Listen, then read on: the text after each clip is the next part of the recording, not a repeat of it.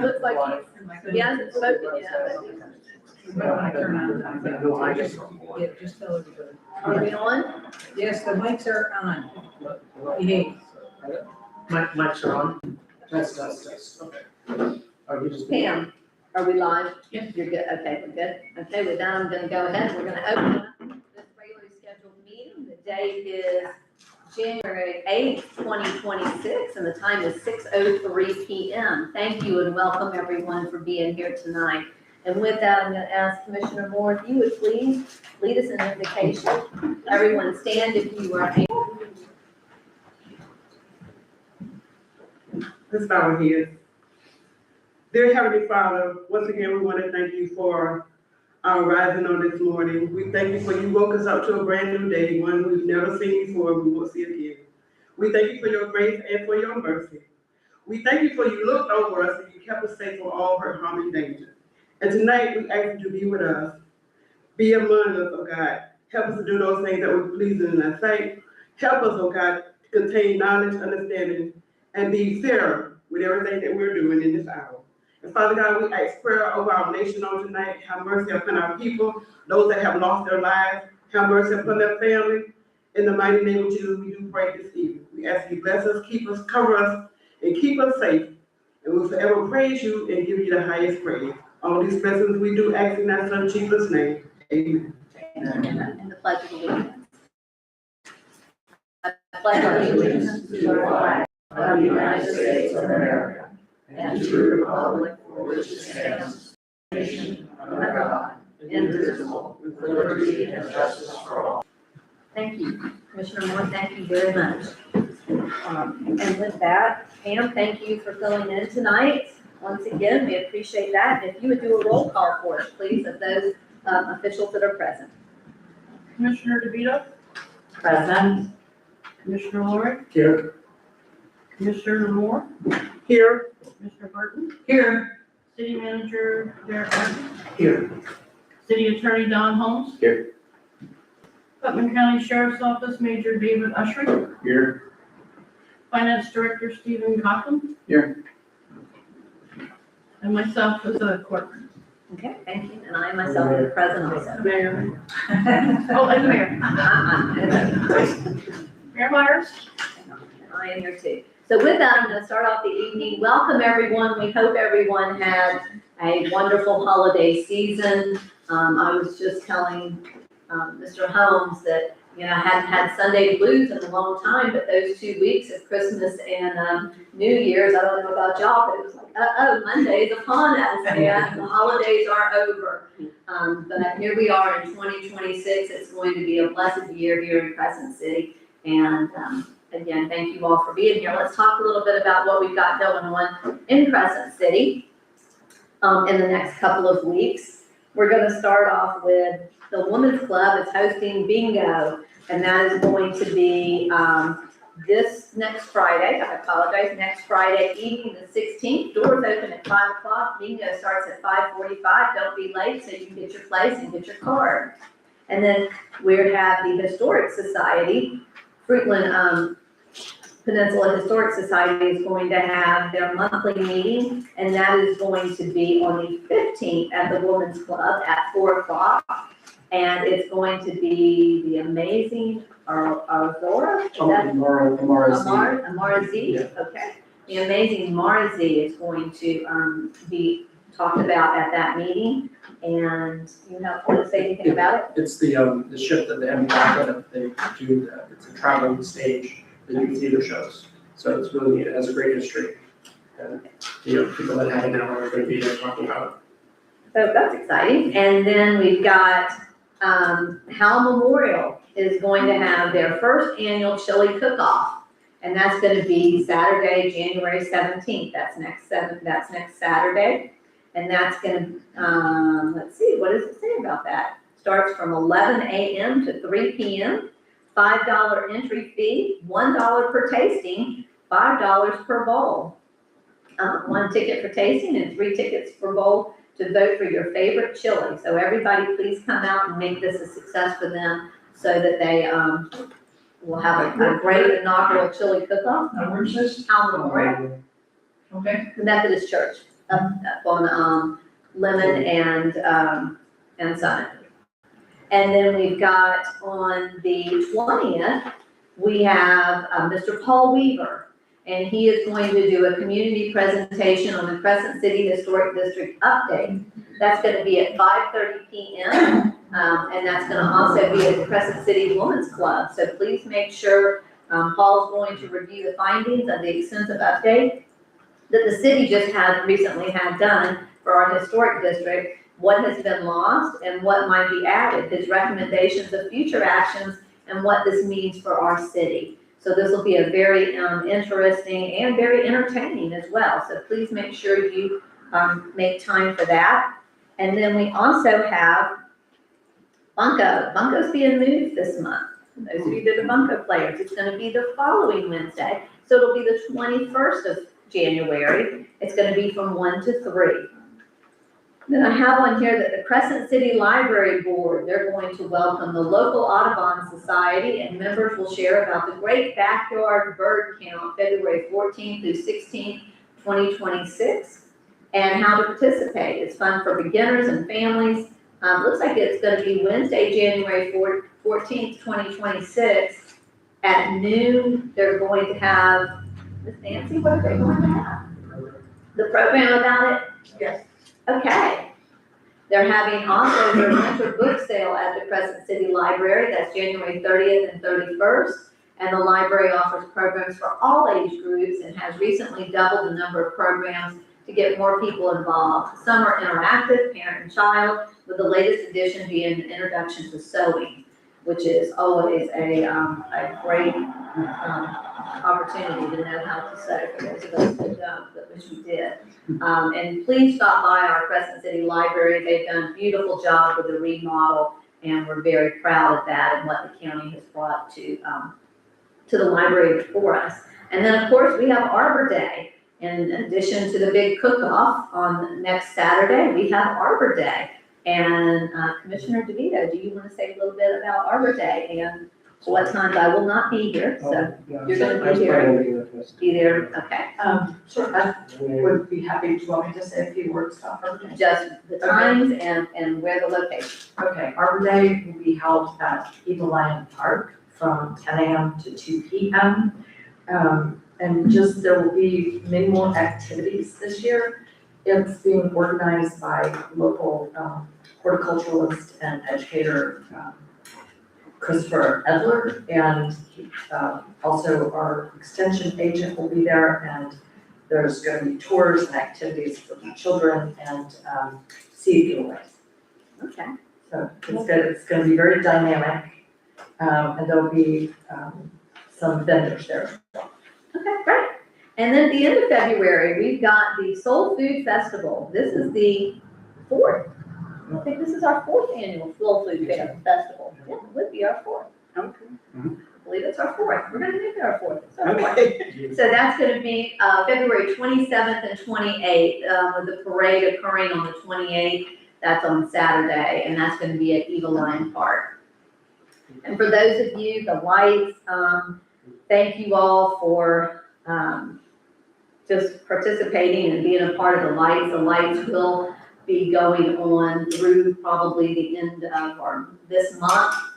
If they will hold out, we've had a few issues. We've had some people that have messed with the lights, but the medium lights are going to be going down probably this next week. And our big Christmas tree will probably be going down this next week. Is that correct? Yes, ma'am. But we'll keep the other lights on for everyone to enjoy in the evening. The gazebo was cleaned up today. Thank you to the Downtown Partnership. So it is free and clear of all the holiday. It's always sad to take the holiday decorations down. So with that, let's go ahead. And do you have any, commissioners, do you have any announcements? Okay, we have no more announcements. Let's go to our, back to our agenda, and we've got the approval of the minutes. My understanding is we're going to table these minutes, that we had some issues, so I need a motion to table. Is that correct? Correct, that is correct. Okay. I move that we table minutes until the next meeting. I'll second it. Okay, we have a proper motion and a second. Commissioners, if we have no discussion, all in favor, please say aye. Aye. Opposed, nay? Okay, I have one question. yes. So for the city manager, Yes, ma'am. so when the internet goes off, does Sonic Clear not work? Correct. It's all tied together. Okay, got it. Thank you. Which means we really have got to with Windstream. I don't understand why this building, I don't have that problem. Do any of you have that problem? And so we have it here all the time. Honestly, with our situation, which is, I had told our city clerk right now, him that to be careful on the end of people walking over that wire. That seems to be the problem. So our internet box and of course the power to the mics are on that cord that's there, and I'm gonna switch it to that back wall so we don't go over. It seems that it happens between breaks and before the meeting. It's because of that. That is the problem. That white wire back there. Commissioner DeVito must be stepping on that. It could. Blame that on Commissioner DeVito. Nope. We're gonna rerun through the recorded tape Okay, and do Sonic Clear over again to make sure we capture everything. okay. Yes, ma'am. And again, Commissioners, and I know sometimes this is hard, but with Sonic Clear, it's important that we all speak individually and one at a time. So we have to be cognizant of that. And that's also with this owl, this is our second owl, we have to be careful with the wires there, and we always are as far as walking across that. So with that, at this time, I'm gonna go ahead and open up for public comment. Please step forward if you would, if there is something you would like to speak to us about that is not on the agenda, it will be heard at this time. We have, you have 3 minutes if you want to. Please state your name and your address if you will. Okay. Seeing no one come forward for public comment, I'm gonna close public comment. And then we had a presentation with our Pop Warner Football Championship, but one of the coaches could not be here, and it's very important that he's here, so they've asked us if we can move it to the February, which will be really kind of a twofer because we're going to kick off their season also at that same time. So we'll do it at our February meeting. That's okay. And with that, I'm gonna go ahead and open it up. Mr. Martin, if you want to introduce Brendan and James Moore and Brendan, and let's get started. I sure do. By presentation. James Moore is here to do the presentation. I'm actually gonna go down. I'll do the slides for you. Okay. Here it is, Gordon. I'll be your clicker. Thank you. All right, you're welcome. Good evening. My name is Brendan Ditcher. I'm a partner with James Moore and Company. I appreciate the opportunity to be here tonight. You have a few documents that I know were previously sent electronically, but I also provided some permanent copies for you as well. It includes the financial statements for both the city and the CRA, as well as a printout of the PowerPoint, which obviously is up here as well. So if you want to follow along, I recommend using the PowerPoint. Before we get into the presentation itself, I did want to thank the commission again for the opportunity to perform the audit this year. I also want to thank Steve and his team for all their help. Every time we go through an audit, it's a challenge. We ask all the questions and all the requests. I think this year was even more so of a challenge, just related to trying to determine what to do with the police pension plan, how to value that. So to give you a little bit of background on that, as auditors, we're really here to kind of verify that the numbers included in your financial statements are correct. As part of the governmental accounting standards that we follow and the city follows, there's a requirement that we go through and get a calculation related to the pension, really called the net pension liability. That's calculated by an actuary. So as part of going through this audit, we had conversations with the actuary to try to determine what to do with the police pension plan. Because it is still open, however, the annuity was purchased for the last participants. They had never really seen it. They didn't know how to value the plan as it stands. So we kind of, again, we had some difficulties because of that situation. So then we had conversations as to what's the next step. So as you'll see here on the next slide, we do have what's called a qualified opinion related to the police pension plan specific for this net pension liability. And again, it's related to the actuary unable to be able to provide a calculation for that liability. Outside of that, all the other funds have what's called an unmodified opinion or a clean opinion. Ultimately, from the state's perspective, we've had other municipalities that have to go this route. Again, they've accepted this report as it currently stands. But again, I want to give you a little bit of background on the challenges related to the police pension plan as it stands, impacting the audit, but also trying to determine what to do with, not being able to get that number. The second report you can see here, the single audit report, really has to do with the city had expenditures exceeding $750,000. So we have to do some additional testing over the state single audit. You can see here there are no findings related to that single audit that we performed. The third report, the internal control and compliance report, so as part of our process, we're required to get an understanding of internal controls and do some testing over that as well. If there are any items that we know, we're required to communicate that in this report. We do have some comments in here, the first one being material audit adjustments. So as we work through our process, if there are adjusting entries that we determine to be material, it does create this comment. I will say this, unfortunately, we have this comment still, however, this has progressed as far as Steve and the team cleaning up the numbers. So again, progress is being made, but unfortunately, due to the size of the entries that we post, we are required to communicate that. The second item is the payroll authorization and documentation. So as part of our process, we do look at and test payroll.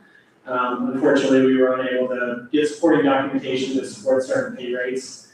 So again, this is one where as auditors we're required to have some sort of supporting documentation. You can see in the back too, management does provide a response as far as what's happening moving forward, but for our audit period, we were unable to provide that documentation. The next item, review and approval of journal entries. So again, we do a sample test over journal entries. There was one journal entry that we were unable to get the supporting documentation for. So again, that is kind of the result of that comment there. And then the last item in this report is proper authorization of disbursements. So similar to the other items, really getting supporting documentation for the transaction, whether it be purchase order or invoice, as well as kind of showing the documented approval as well.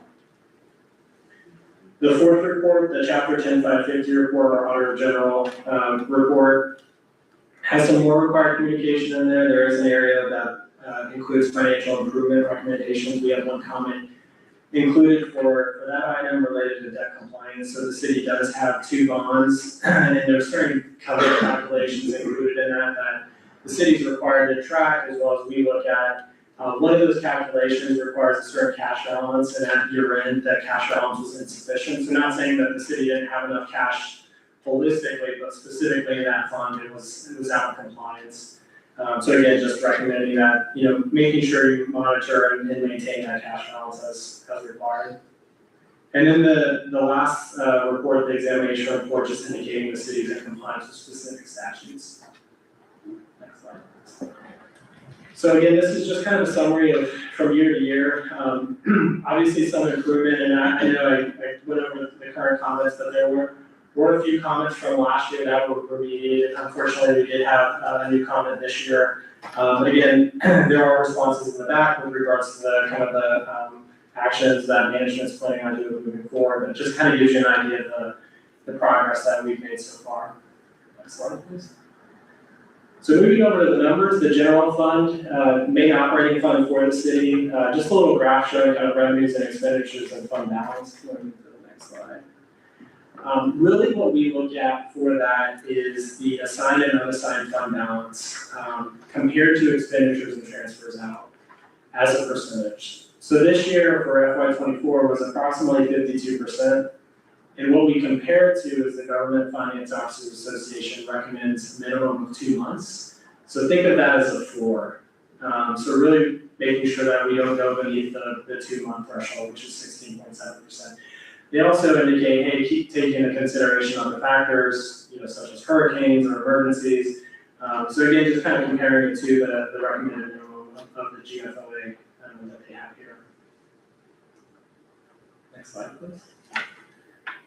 And then your other governmental funds, just highlighting the discretionary tax fund for your better place funds of approximately $371,000.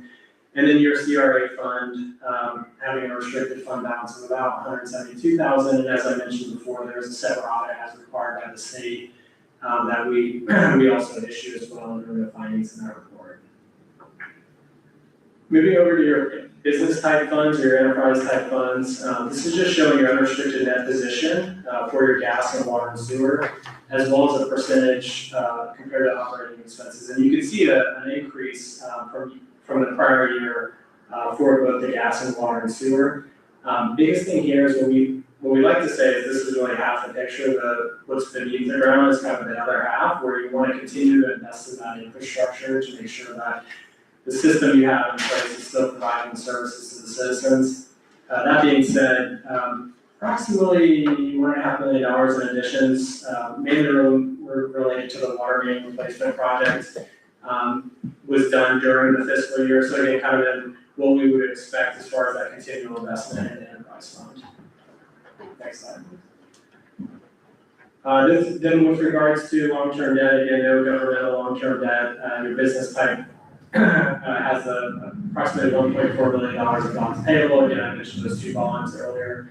And then your retirement plans, including your defined contribution plan and then the fire defined benefit pension, which again is calculated by a third-party actuary, showing a pension asset of about $208,000. And with that, I will stop for any questions. Okay, thank you very much. Thanks, Eric. Yes, ma'am. Commissioners, I'm gonna start down on Commissioner Vito. Do you have any questions? I do, thank you very much. And thank you very much, Mr. McKittrick. There's a lot of material here, and the questions are in different spots. Just very, just a question that I had. I noticed in the audit document, that's page 8, in the document I was originally given, somewhere in there that mentions the Better Place Plan Fund. I should see, where is this?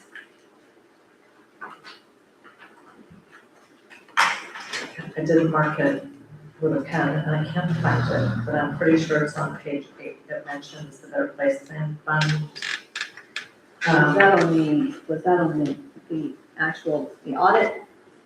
The actual audit? Yeah, oh, there it is. It's second paragraph from the top, discretionary sales tax, 1% was in place during the year. Also known as Better Place Plan. I know you said it was in place during the year. That, we don't have any control over that. That's enacted by the county. Should that be noted? Because So this section is the management discussion analysis, and this is really management's way to tell their story. So again, it just says it's there. yeah, and Okay, that's again, fine. this narrative, Yeah. just so you know, and just so you all know, this can be as long or as short as you want, this section specifically. We have clients that put a lot of information here. So there is a lot of flexibility as far as what you can and can't include, not just addressing your item, but just in general, just so you know. Okay, that's fine. That was just something that jumped out at me. The change in net position, that was a change of about 400 and something plus $1,000. So we had a change in net position in our, I don't know. It's gonna be on the business type funds, is that what you're talking about? No, our total, it's mainly in the government funds, and it was due to, and of course, this is fiscal year ending 2024. I don't think it's in the PowerPoint, I think it's in the audit.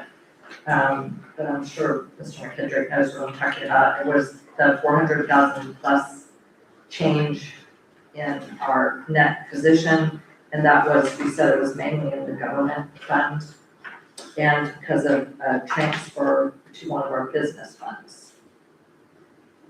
Is that an unusual drop? So you're talking about page 11, the decrease in the government activities, that Yes. position? Yes. So there's The challenge with the schedule as far as, and also the schedule on page 10 is these are government wide, so there's adjusting entries that we post that can impact this. So if you look at page, what best page for you to look at? Pages 13 and 14 show you what we have to do to adjust for government-wide activities. I think the page that's probably more valuable for you, Commissioner, is page 14, which looks at individual funds and what those changes are. Okay, So you've got your general fund, your main operating fund, with a decrease of about 360,000, your discretionary tax with a decrease of about 143, and then your CRA with a slight increase. right, I think you described it as a decrease in our net position. Yes, Net change in fund balances, Right. is that what you're talking about? Yes. The total government funds. okay, and then, I guess my main concern is the issue with the police pension plan. This is the second year running that the audit has not been completed until December, which is 6 months after the date the state wants it here. Last year, we were told, obviously, and I do want to say, for any of these problems, our current finance director only came in with 4 months to go in the current year that the audit is for, the fiscal year 2024 year. So I don't want you to think that any questions are directed to you, because we all know this was not primarily your year. You came in at, I guess, with 4 months to go. So how are we going to resolve the problem with the police pension plan? Is it going to be a problem for this next year? No, the big challenge was this year to determine if there was a valuation, and then if there was an evaluation, which they weren't able to provide, we went the qualified opinion route related to the police pension plan, which we'll plan on continuing to do unless the police pension plan closes. Okay, but we've had this plan for several years now, but we didn't have a problem getting the audit done on time until last year. And Right, so the way they closed, well, they didn't close the police pension plan, they purchased annuities for the participants when was that? That was 2 years. near the end of fiscal year 2023. Yeah, that's what I thought, it's been 2 years. And Okay. because of the timing of when that was done, we were able to get comfort related to kind of the valuation piece, because with kind of those accounting standards, we can rely on the prior year report, which we did last year. Okay, Our hope was the pension plan would get resolved, which it didn't, it stayed open. got And it. that's when Foster said, we have no idea what to do with this, and that's where the challenge, I think, for us and Steve was, is like, well, what's the best route forward? If the pension plan closes, it solves the problem, it didn't close, so we had to, make a determination to go to the qualified opinion route. Okay, and then, Mayor, I have 2 more questions. So, last year we got a late start with this year's, well, with the 2024 audit, and then, so, as I've been given to understand that, you and the staff can't start the audit for fiscal year 25 until you're done with this one. So, what are our projections for coming in reasonably on time for fiscal year 2025? So I was actually looking at scheduling today, and Maria, who's also on the engagement, talking through with her, we've already started to pencil in dates, really in March, but obviously if there's work that comes in, we have availability, we'll work on it, but again, we've started to have those conversations with Steve and, making sure that we're kind of lined up, because really we don't want to get started with the audit if the numbers aren't ready. So I want to give him a chance to take a breather, and then obviously make sure we're kind of lined up for success, because I think I told you before too, commissioners, we don't like being late either. I mean, we want us to see it, get this done before June 30th, I know Steve does too, so, our goal is to do that. And again, I think the challenge is this year, hopefully, with the police pension plan, we have a way forward, so, that shouldn't be the hang up this year. Okay, and then, the other thing is that I don't know if you know, this may be a staff question, but have we lost any income from the state, or have we been penalized by the state in any way for the 2 late audits? And if that's a staff question, we can address that later after your time. I don't want to take up It's time. It's an It's in that, well, I have another question about that, that can come later. Mayor, thank you so much, that's all my question. Commissioner White? So, and this question is also for everybody, what are we gonna do about the police pension? If we just leave it like this and we do this route, we'll be fine, but it seems to me like we need to take some action and do something so it's just not there open, right? Well, we have 2 people on it. Right. So we have And so that- 2 people that are still using that. We have, one is a widow, one is a retired police officer. Okay. And so everyone else opted out of it, correct? They took the no payments, right? Yeah, they took their lump payments and they opted out. So I don't know what we can do. I guess that's something, Steve, you would have to look at, and talking to them, and with Bonnie. Do we have any options? Right now, my understanding, just based on what I've asked and been told, is that they didn't want to, they wanted to continue, correct? Correct, yeah, we had a meeting with Brendan and Marina and Michael Berhart, previous, interim city manager, and it seemed like he just was kind of at a standstill.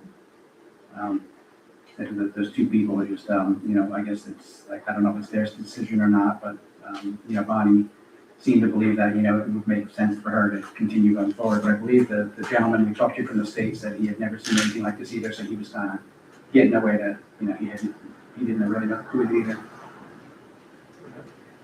Well, Mayor, if I could follow up to Commissioner Roy's question, just make sure I understand what he asked and what Mr. McKittrick told us, if that's okay. So apparently, I understood you to say that the audit wouldn't be held up next year because the state will accept the qualified opinion. Correct. Okay, you gotta say something, you're nodding if we have. Sorry, correct, yes. Okay, so Commissioner Roy's question, what can we do about this? It sounds as if, the people, we have basically a contract with the beneficiaries, right? And you're saying that as long as the state will accept the qualified opinion on that part of our funds and assets, then we can have a timely audit if everything else goes okay. With regards to the audit and the Auditor General, they'll accept this report. Now, I will say they're talking to the state, and Steve may have more information about this. Again, he kind of mentioned he had never seen anything like that. There is a possibility that the state would want some of their contributions back as well. Again, I don't know where that's at. That's kind of out of the scope of what we're doing. Because again, it is one where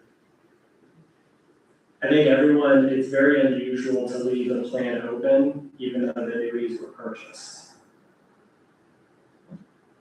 And it is kind of like a standstill, because essentially we don't know what to do with this. However, I do know from an audit perspective, the Auditor General will accept this report.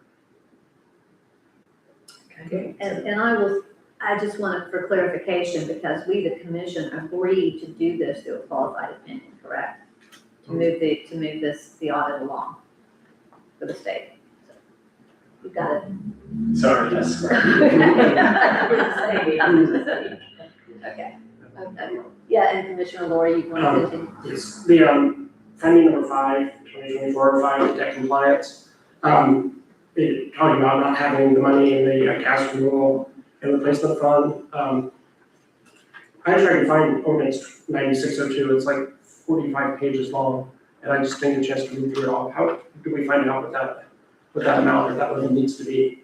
Because I think we had this finding 2 years ago, didn't we? We've had it every year, No, that it's not a repeat, we didn't have it last year. I think it was- maybe not last year. So it's year happened, before yeah, we it's did. happened before, and I just wanna make sure, how do we make sure that we have that properly laid out? Yeah, so we have a worksheet and we've shared it with Steve as far as how that's calculated. Alright. Within the ordinance, there's a bond document. In the bond document, there's actually a handful of calculations. So really we're recalculating those to kind of determine compliance. Okay.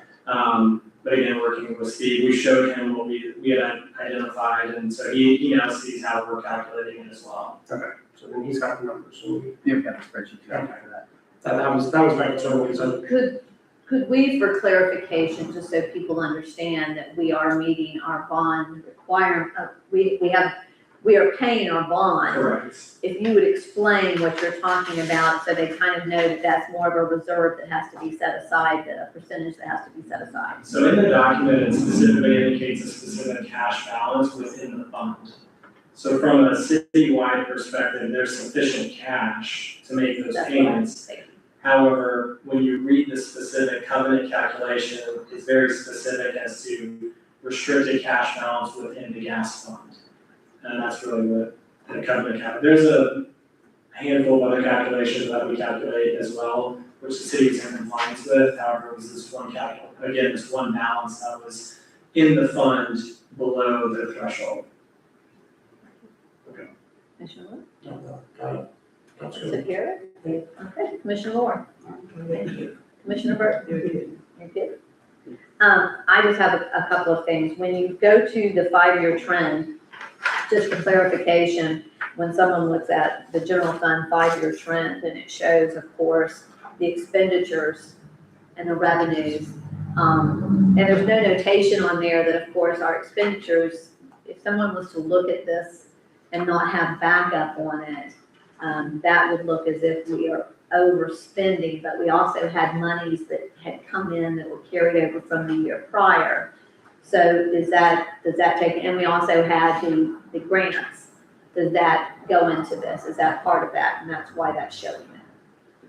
Yes, so that chart is more for kind of a trend analysis. We can also show it just purely from the numbers. It always fluctuates. I mean, there's different capital needs that may be required, different projects, grants, that as you mentioned.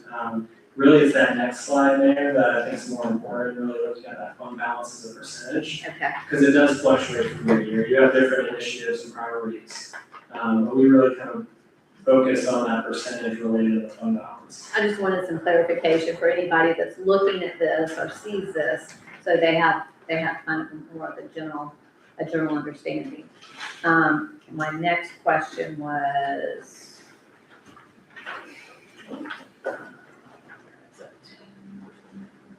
in relation to, I mean, when you look at where we are, because of course my name is on, my name is the one that they contact from the state.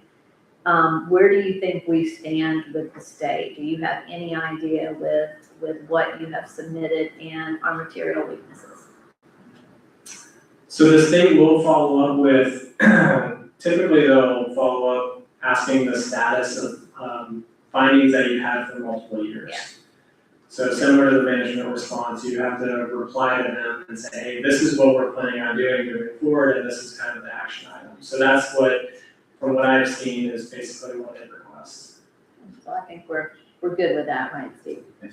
And also for clarification, just for the general public, when you notated about the, that there were raises given with no documentation, those raises were not given in error, those raises were given, I think we just need some clarification for the general public on those, so that it's not the concept that the city manager or anybody is just handing out raises, because that's not the case. There's just not the documentation Correct. to support that, other than just, this person, their evaluation's done and now it's time for their raise. Is that correct? Right, there's no supporting documentation that we could use for audit evidence to indicate this raise agrees to the approved personnel action form or email or whatever it may be.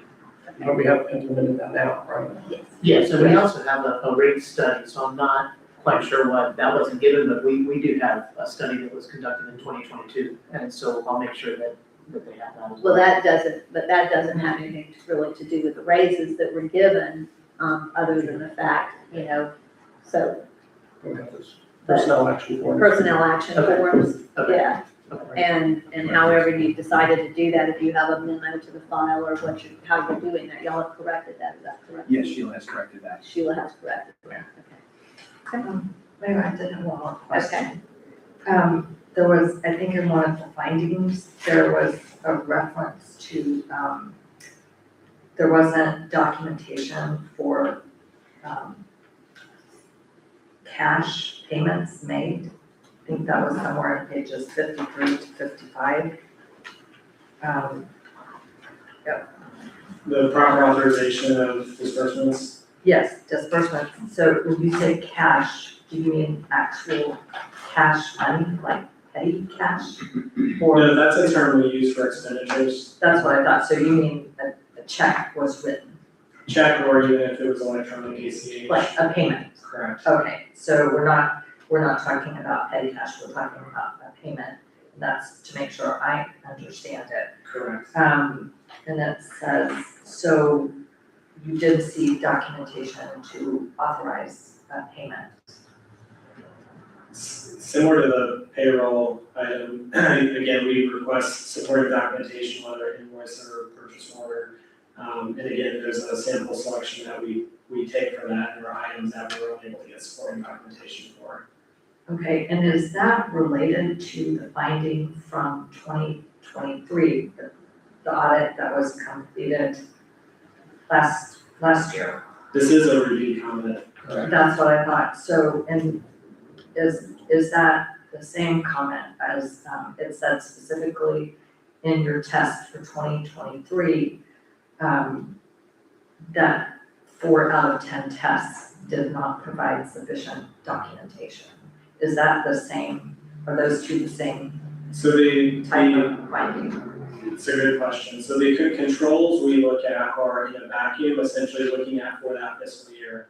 So if we have findings in fiscal year 2023, those are those findings. Again, those are disbursements that were in that period. For fiscal year 2024, those are different disbursements. And for this year, what happened is we started testing and then we noted a similar issue. So we didn't go through our full amount. So we do a sample testing that'll generally be a larger sample. So when we get to a certain amount where we aren't able to find supporting documentation, that's when we kind of identify the issue.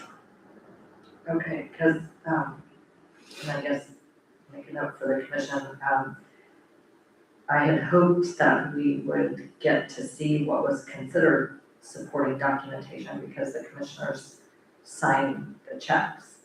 And so I think I asked this last year, whether it would be helpful for us to have reviewed with us, what should we be looking for documentation when we are signing a check?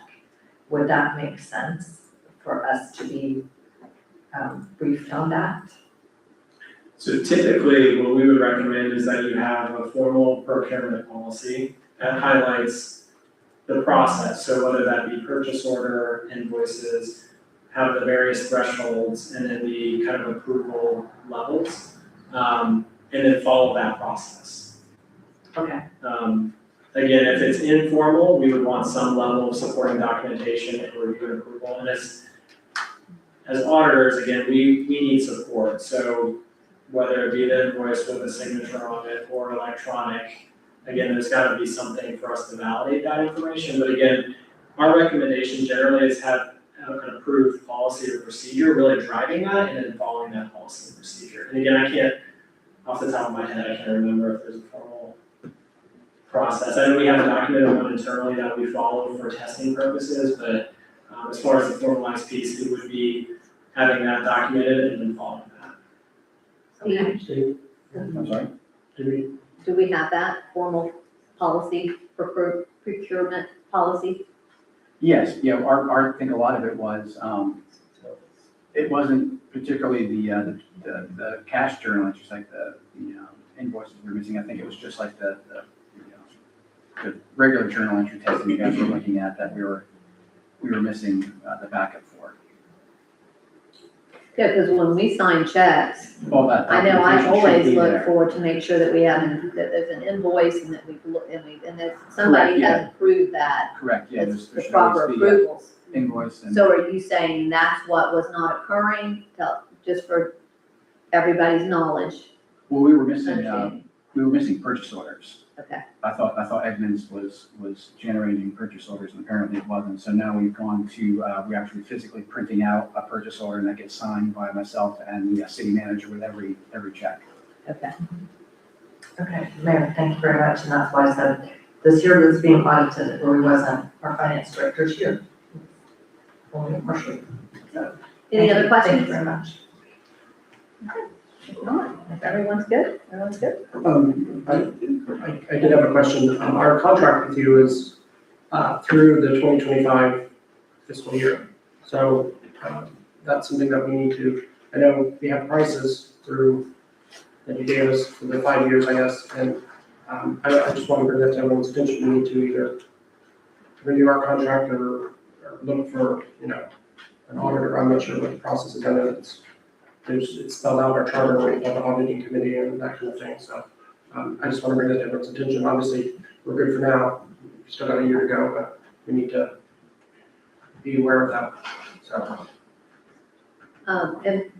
And let me ask you this too, while we're on that subject. I mean, in relation to with all of the municipalities that you're dealing with, I know this is gonna be a hard question, but how are we in relation? I mean, are we pretty average in our audit? Are we? It's always an interesting question. Sometimes we get the question, what grade do we get? I will say we have clients that, are finishing audit on time. Then we have other clients that are just down the road where we haven't even started their audit. So, I think the goal would be to get finished before June 30th, resolve the majority of the findings. Again, that's kind of where we come about it. I think being late with the state is always kind of a difficult situation, and we don't like being there either. The state creates deadlines without talking to us as auditors too, as you all are aware. So basically, we find out from you when the audit's due. So again, being in that situation isn't, we don't like being there either. And this year they moved up, seems like they moved some of those deadlines up, and they were not as flexible as they have been in the past with that. So, they are staying on top of that. And I'd like to say thank you to Brendan Yes. and Rita for Thank you. getting everything taken care of. Pretty And quick. staff and getting that, and especially that last piece that we had to get in there. Thank you very Yeah, much thank you for very your much. assistance with that. Yeah, again, I want to thank Steve for all his help. I know this year wasn't easy either. Again, I hope this next year we'll have made progress and we can get everything rolling on that. Well, I already said that 2026 was gonna be a positive year, right, for everybody. So, thank you and your staff. Yeah, thank you, Brendan. And Steve, of course, thank you. Yes. I know you were living, breathing, eating everything. I think I saw you munching on some paper every once in a while. Well, that's for the backup. That was for the evidence. That's for the backup. Thank you, and thank you for coming in tonight. Gonna have a good We time. appreciate that. So with that, I'm gonna go ahead and Major Essery. I don't have.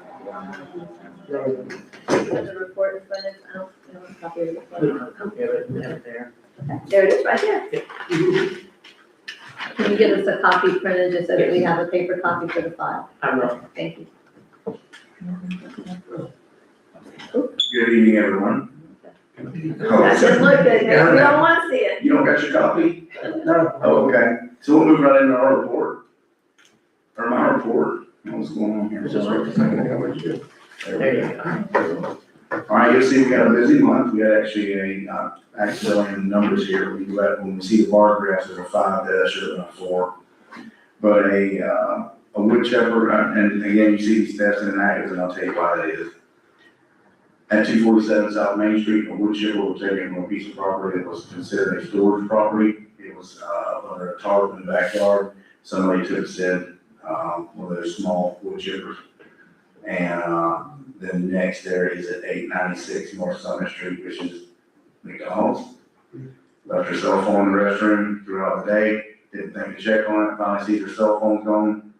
And obviously somebody's taking it from the restroom. Problem with that was, there had been so many people in that McDonald's that day, there's no way we could track down that many people to try to figure out who got this phone out of there.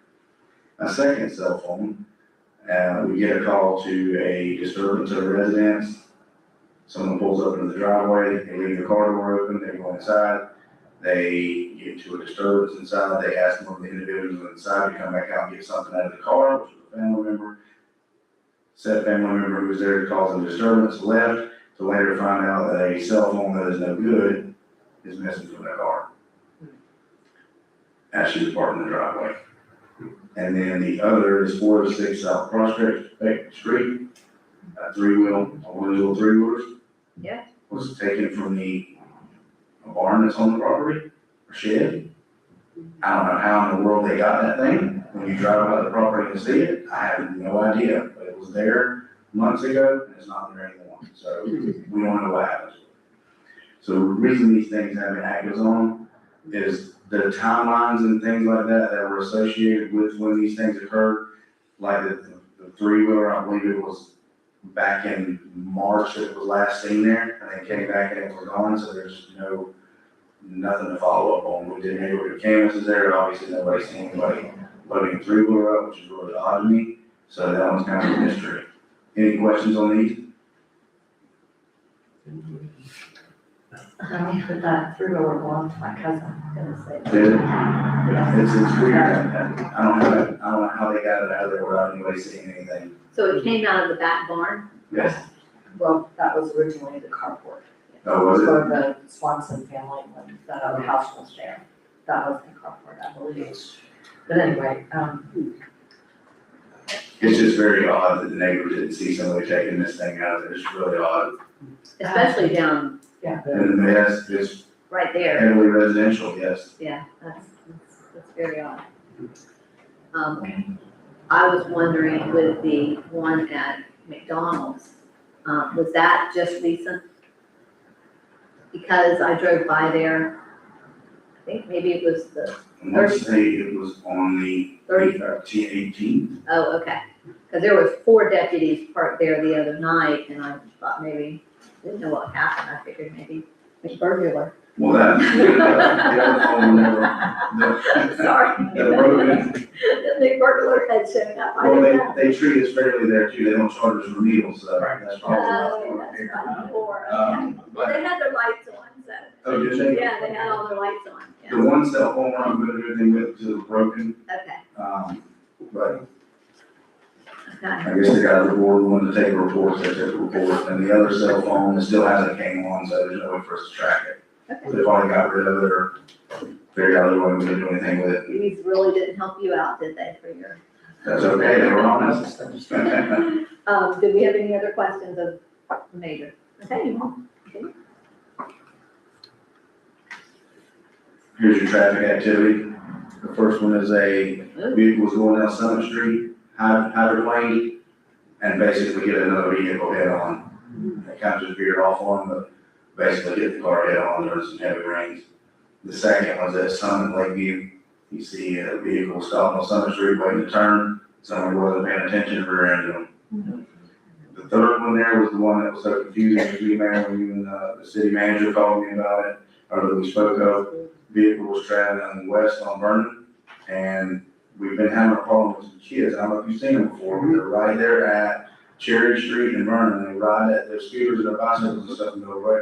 My guys have been on their behinds about getting out of that road, even make contact with the parents, so 7 o'clock in the afternoon, it's dark, and they're out there in the street again, and somebody hit the scooter, knocked them off the scooter, and fled the scene. So he told them, I don't know where that car is. Luckily, nobody, very minor injuries, lucky they were flown, just because, for precautionary reasons. But she Other than does, that, the injuries were minor. okay, good, because when they life flighted, that's always a concern, okay. Yeah. Yes. if I could say one thing. Yeah. So just for when you print this out, I assume there's gonna be a printed copy somewhere or Yes, something on file. And that first bullet point item up there, and the description of vehicle was traveling westbound on Summit Street, it was on Summit Street. Oh, I got that wrong, that's on Vernon, that's on Vernon, I'm sorry. Alright, that's what, That's typo in my error. okay, just wanted to, thought maybe you might wanna change that. Yes, I will. And They might have hydroplaned from Summit to. Well, I thought that might be one one of those. I did think that might be a possibility, but Wow. likely, okay.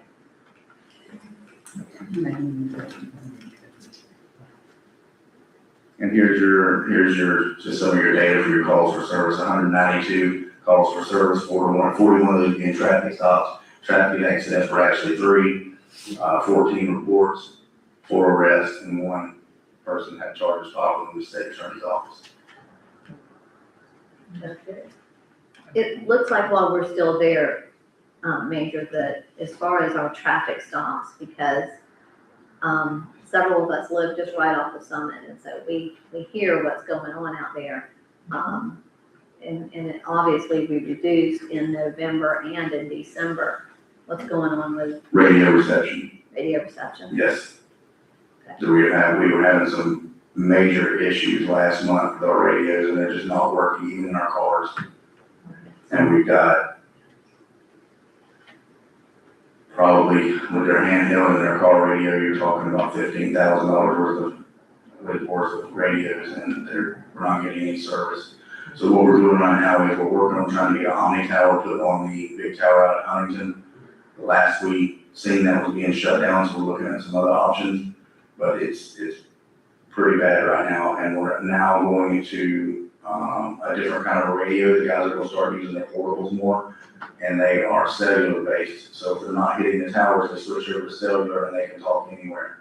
The unfortunate part is those radios are $10,000 a piece, so we're slowly migrating into those radios. So for clarification though, for everybody, you still have proper communication? Yes. Okay, so I don't want anybody to try to take advantage of that. Are y'all already on to the 800 series? Yes, we are. It's the 800 series radios that are having a problem? Yes, sir. Is that the same with the fire rescue? Our fire department's having. Yeah, that was a lot of the $7+ million project to go to this radio system. Yeah. And unfortunately, they guaranteed us 90% coverage in the county, and we are getting that 90%.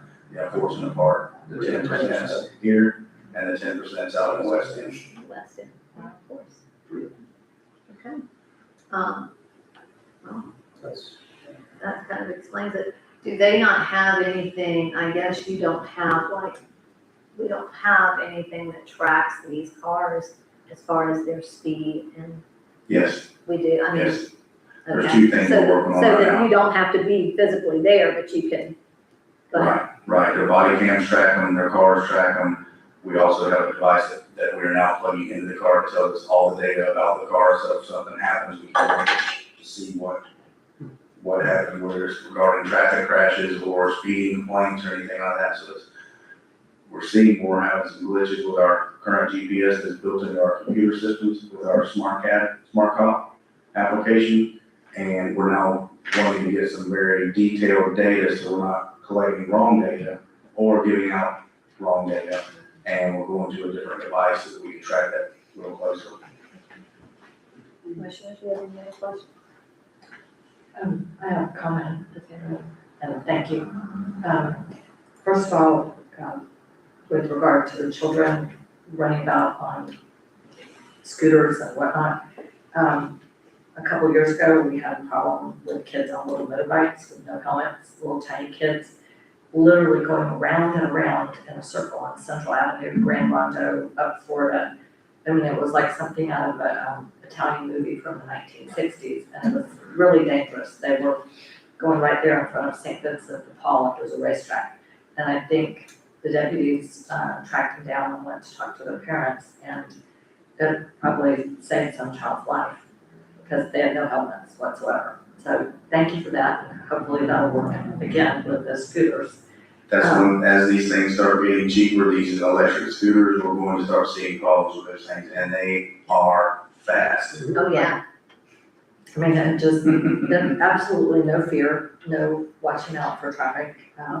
Anyway, then the other thing, the mayor raised the issue of speed on Summit, and we can all hear it, and I have been noticing right about 7 o'clock, AM, PM. AM, 7 o'clock in the morning, speeding right south of the stoplight, trucks probably going to work, but looking like they're tagging and racing each other. It's very noticeable.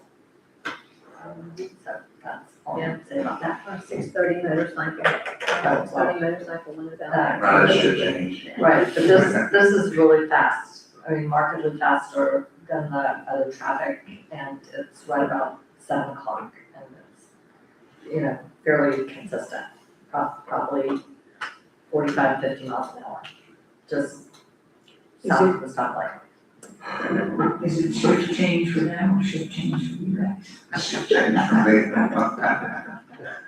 I have somebody who listens out for that too, and I know he's been out there and has caught him, actually caught him, and warned him, and it stopped for some time, and then, but he started back up, I guess he got a little. Is there with the scooters, is there any type of, I mean, do we need to come up with a policy here in town? I mean, something that, I know that's probably a headache. I'm not allowed, I wanted one of those scooters, especially ones with a seat. My husband won't let me get it because he said, based on the way you drive, there's no way I'm gonna let you get on a scooter. It's something we're just starting to work on, because I mean, it is a, technically, if it's on the roadway, it could be considered a vehicle, but they're just, it's the new thing, everybody's getting them, and even the little ones that you ride, that you Yeah, well, do with that's, 1 foot, some of those will be 40 miles an hour. yeah, and on the sidewalks, if they're riding down the sidewalks and, we've got people out there walking, running on our sidewalks and they can't stop in time. So I don't know if there's something we need to do. You just advise us when it's time, right? Yes.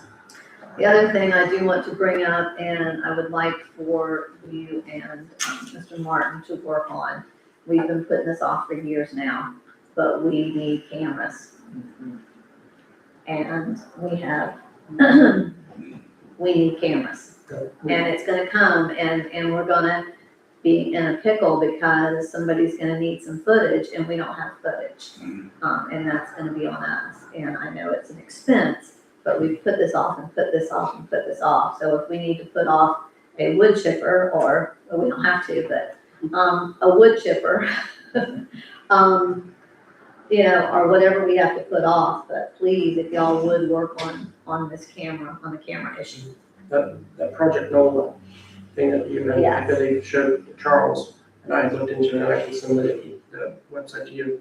It's really, a really affordable option. It You is. just have to pay the subscription, and the other thing is getting internet in the parks, wherever we're gonna put them, but it definitely saves the money from having to buy the cameras. And you also get the help of them monitoring them as well, so. And it's I gonna can be an send that. expense, it's an Right. expense, It's a but monthly subscription fee, yeah, but you don't have to buy the actual equipment, you just have to, pay them. Cameras are nice, they're absolutely, Yeah. the main thing that's been responsible for all of our crime reduction, especially property crimes. You just can't go anywhere without a camera going on anymore. mine at my house tells you, Mhm. you're being recorded. Mine tracks you and zooms in on your face and does facial I say facial recognition, but it recognizes your face and gets the close up of your face.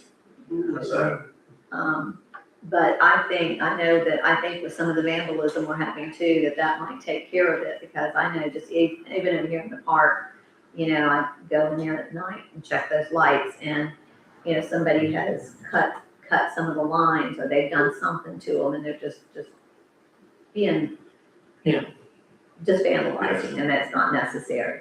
But that's in all of our parks and just here in general. So I think that commissioners, as we go, we'll start talking about our goals and objectives going forward. That needs to be something that we really need to come into current times. So, thank you. There's nothing else. Okay. and there's 6 months. Oh, he's there, not so- done. No, that's just hard on one. I got, that's the last one, but that's our, Wow, how we ended the year. doing pretty good, other than our 400% increase. Thank you. Thank you, sir. That's Again, it. great job, and Thank you. we appreciate, in spite of that 400% increase. I think we all know Yes. Crescent City You is just a told me that. very safe place to live, so. No, thank you. With that, I need to go ahead and, I'm going to close out, or I'm going to recess our current meeting and open up our CRA meeting. So, Right? yeah, So, tentatively, right now, we have a meeting on our calendar, staff does, for February 9th for a workshop. I'm asking permission to set this workshop up for the public to take 30 days for an outreach program through all means necessary to reach to our businesses and to the housing people living in houses in the CRA districts, the areas that we're looking north, central, and south, in hopes to garner some information to people and to garner some projects that are worth looking at and to put them together and compile them in a way that you all individually can go and look at these particular projects, and then we can reconvene at a later date to decide how we're going to divvy up the money. The problem is that we are having a lot of people that are wanting to do projects, but we don't have the money to cover them all, even in some that are 100% covered projects that are, are targeted. So that's what I'm asking to do, is want to get permission to do that and bring that to you all at a further date. Sometime, most likely early March is when I'm looking to bring it back to you all.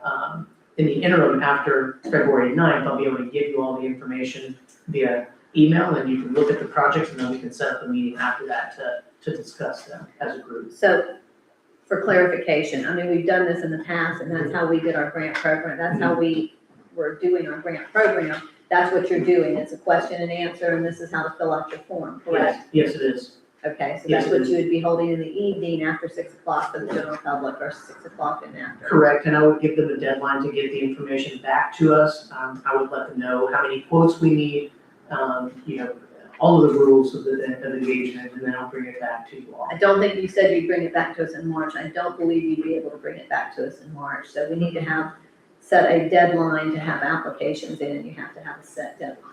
I was gonna have this meeting, hopefully on Monday, it's February 9th. I was gonna give everybody 2 weeks to get the information back to me. Not gonna be good enough, 30 days. 30 days. I think you probably would need, I would give them 60 days. It's gonna take a little while. You're dealing with Okay. business owners, and at least 60 days Okay. to where No problem. they bring it back to you maybe by the end of April. That gives you a month, and then the month of June, like we did in the past, Okay. we go through our evaluation and decision making.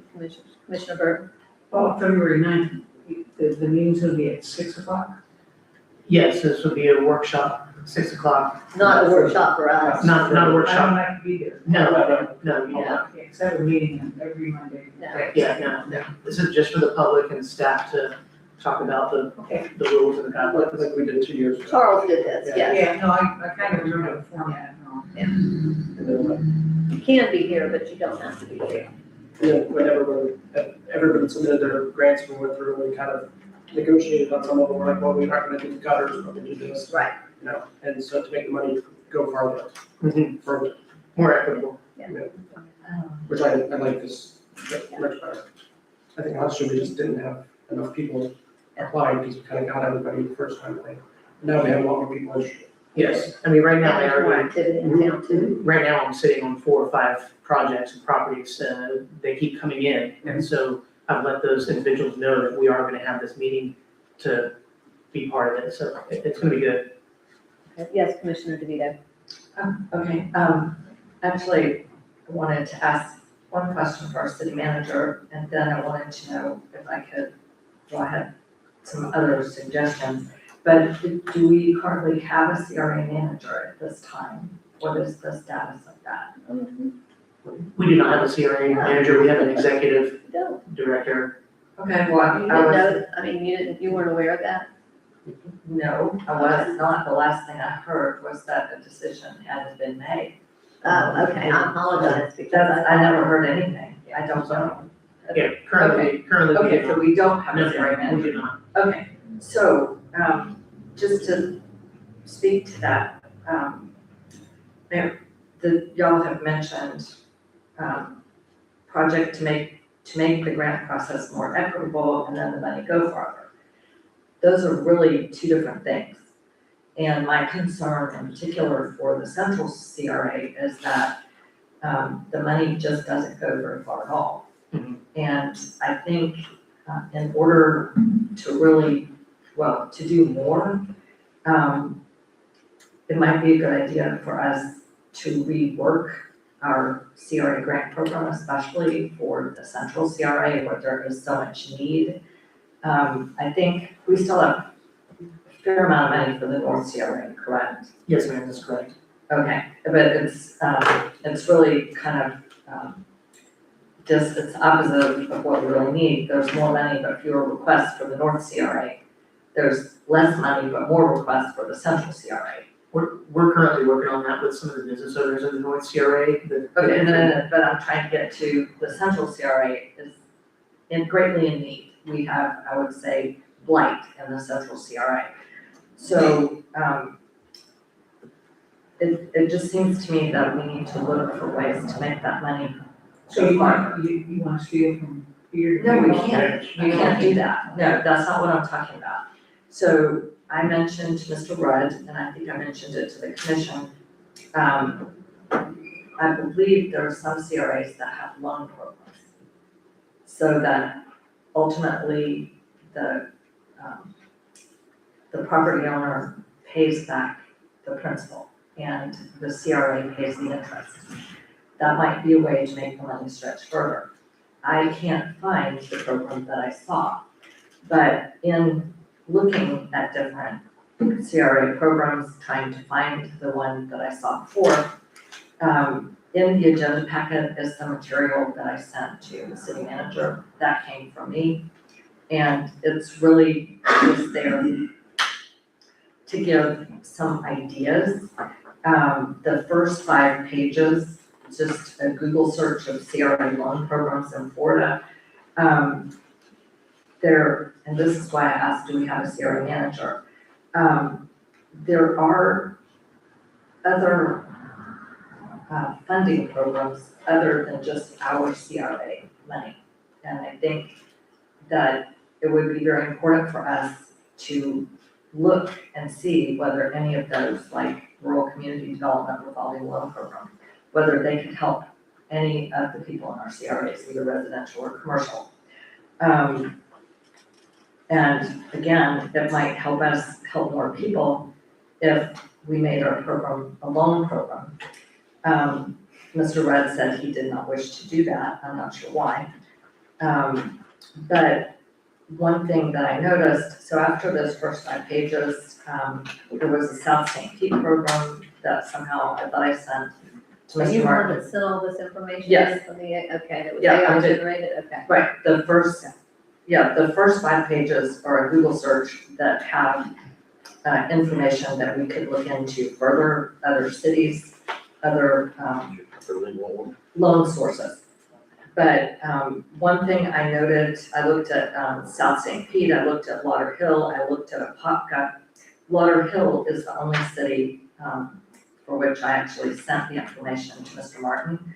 But, you know, we've talked about sometimes we have in the past given a property owner funding, but then nothing happens with the property. For example, the old music store on Summit Street. We fixed the roof, the property is still completely unoccupied. Something that there might be some things that would just allow us to use the funds for a better purpose. Lauderhill for their facade grants, for example, I thought this was something we might want to incorporate. And other cities do this too. The grant is called, it's a forgivable loan.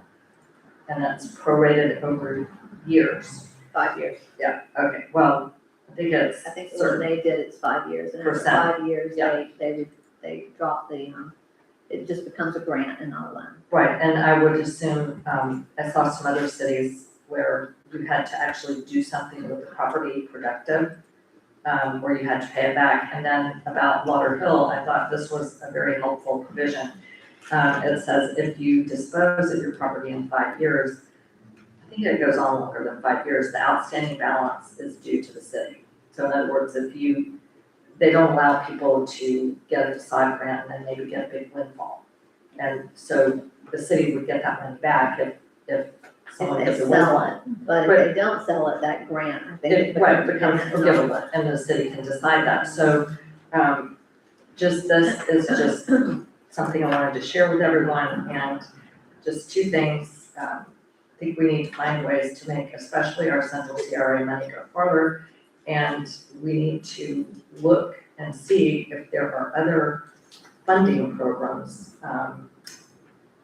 that could help our central CRA property owners, because we're not going to get very far unless we can increase our kitty.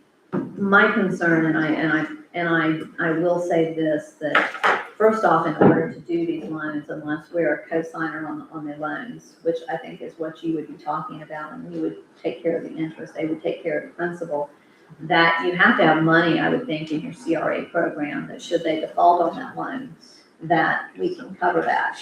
Because ultimately, if they default on it, then we're responsible for it. So my concern is, and I can totally, understand Charles, that could be very risky, especially with, we have limited funds in that central fund. And so if we do a loan through just the monies we have, you have to have that monies in order to do the loan. So I don't know, we've got, Currently, in the central, the redevelopment is like $30,000 for that. I think we started out with 46,000. Yeah. And the housing is 16,000 we have to use. So it's significantly different than the others.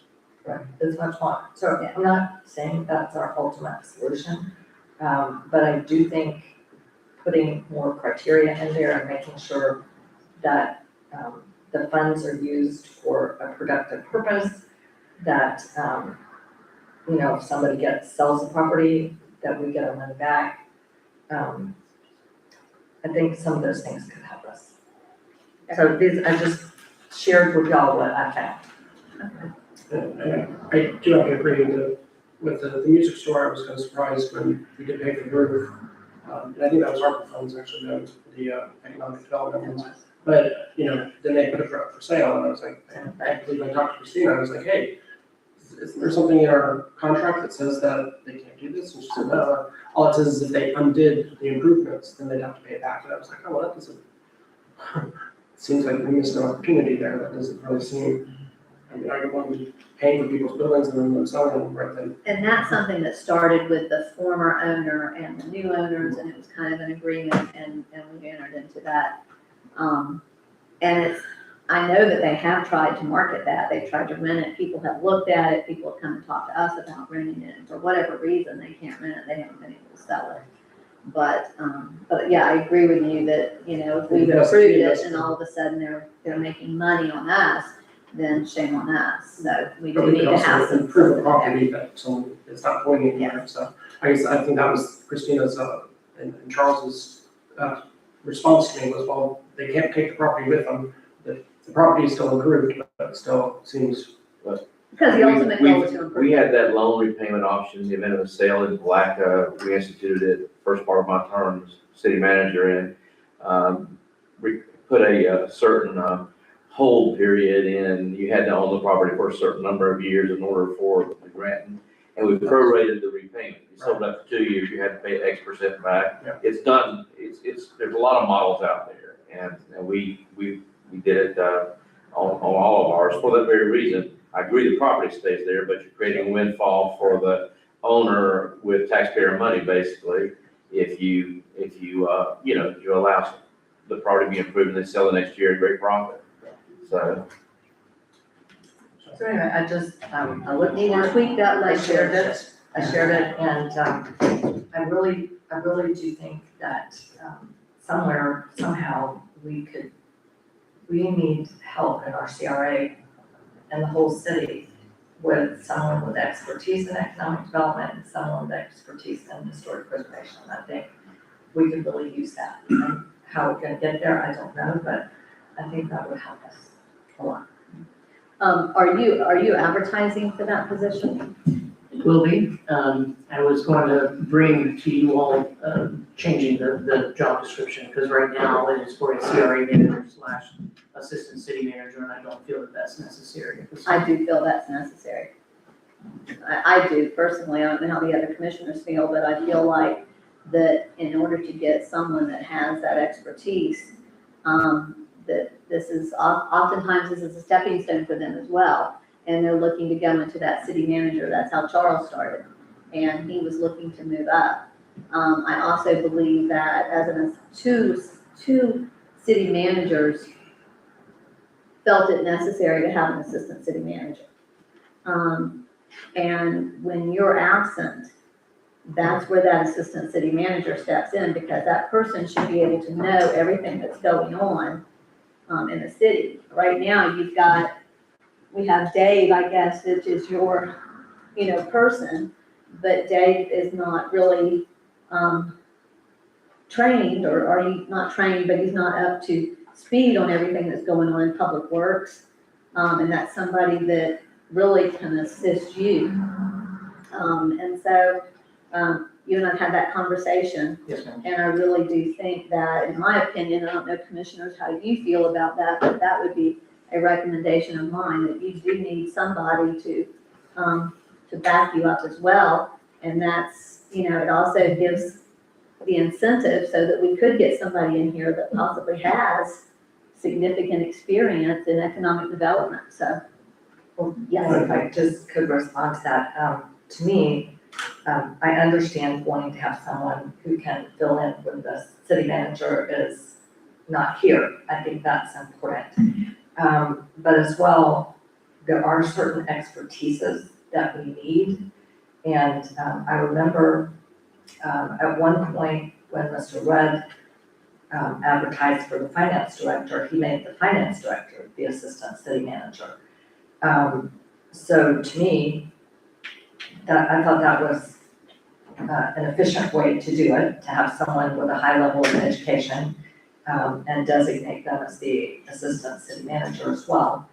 But what we're looking at going forward, I think it would be great if you had someone who didn't necessarily muddy the chain of command waters, but had enough education and expertise that they could serve as assistant city manager when they're needed.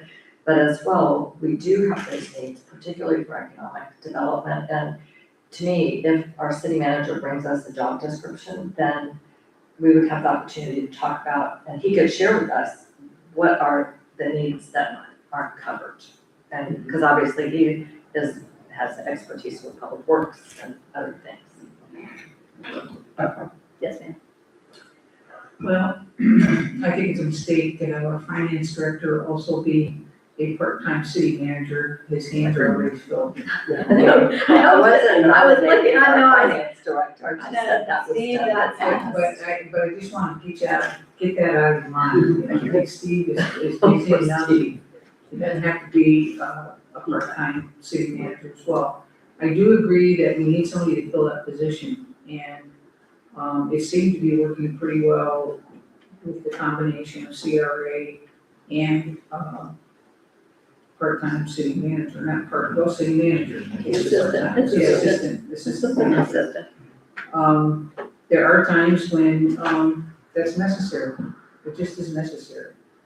And it's also could be a real feather in your cap if you can bring somebody in and move them up. I think you'd be pretty proud to move them out to another city, okay, under your name, and say, that kind of stuff it's an achievement, I think, for a lot of city managers to do stuff like that, but you can use the help too. I mean, there's just no question about it, and Plenty of work, that's for sure. well, yeah, there is, and, so I don't know where we wanna go, and tonight's really not. No, it's not on the agenda, So I think you ought to start thinking about it. But We you need have- to, if you would, but we do need to get this advertised, and we do need to get this filled, and I'm thinking that possibly before you have this open forum, that maybe commissioners weigh in on this, that maybe we go back and we really look at our guidelines,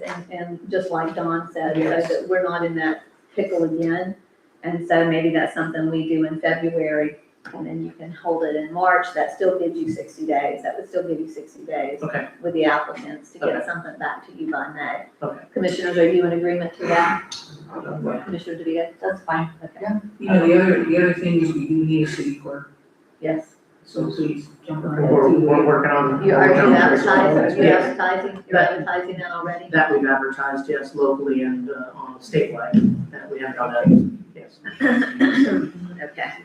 I know Pam would appreciate that too. Okay, is that everything? If not, I'm gonna go ahead and close out our CRA. Okay. So our CRA is closed out, and we're going to reconvene on a regularly scheduled meeting Let's move on to business items. We don't have anything on public hearing. I know Mr. Griffey's here. You want to go ahead and? Yes, please. So I received a phone call from Mr. Griffey yesterday regarding the Dunkin' Donuts. I Do asked you want him. to introduce Mr. Griffey? Do you want to? Yes, sure. Let's talk about Mr. Griffey, where was- would like to do this. who Mr. Griffey is. I don't know, we're just. Mr. Griffey, go ahead and introduce yourself. Yeah, I'm John Griffey, I'm the Dunkin' Donuts franchisee, that's my wife Jean. She's the brains of the operation of He's the it. brains. We also will make sure we're happy, we'll take care of y'all. That kind of goes I did- I hand in did hand, catch law that. enforcement, donuts, you know. I wasn't not paying attention. So, we're the local franchisee in St. Johns County, we own the one in East Palaca, we opened the one up in Interlochen, just opened in Hastings. So we've been in the business 25 years, and we'd like to build a Dunkin' here in Crescent City. So, you just keep going? Yeah, Sure, okay, absolutely, so absolutely. I know that our attorney, we have the China Walk is the building we're looking at. We have had a lien issue, and our attorney and city attorney worked together, I believe, to put together a memorandum of understanding. And we took that forward, and unfortunately for the title insurance issue, it became very complicated and pretty much non-doable at this point. So our option is to eliminate the memorandum of understanding. We have sent the letter to the current owner that says, we're committed to buying it, you have 30 days to get the tenants out, clean your stuff out, and we will close. And at that point, we will close, we would come and honor our agreement of paying the $25,000 for the lien. The lien would be released.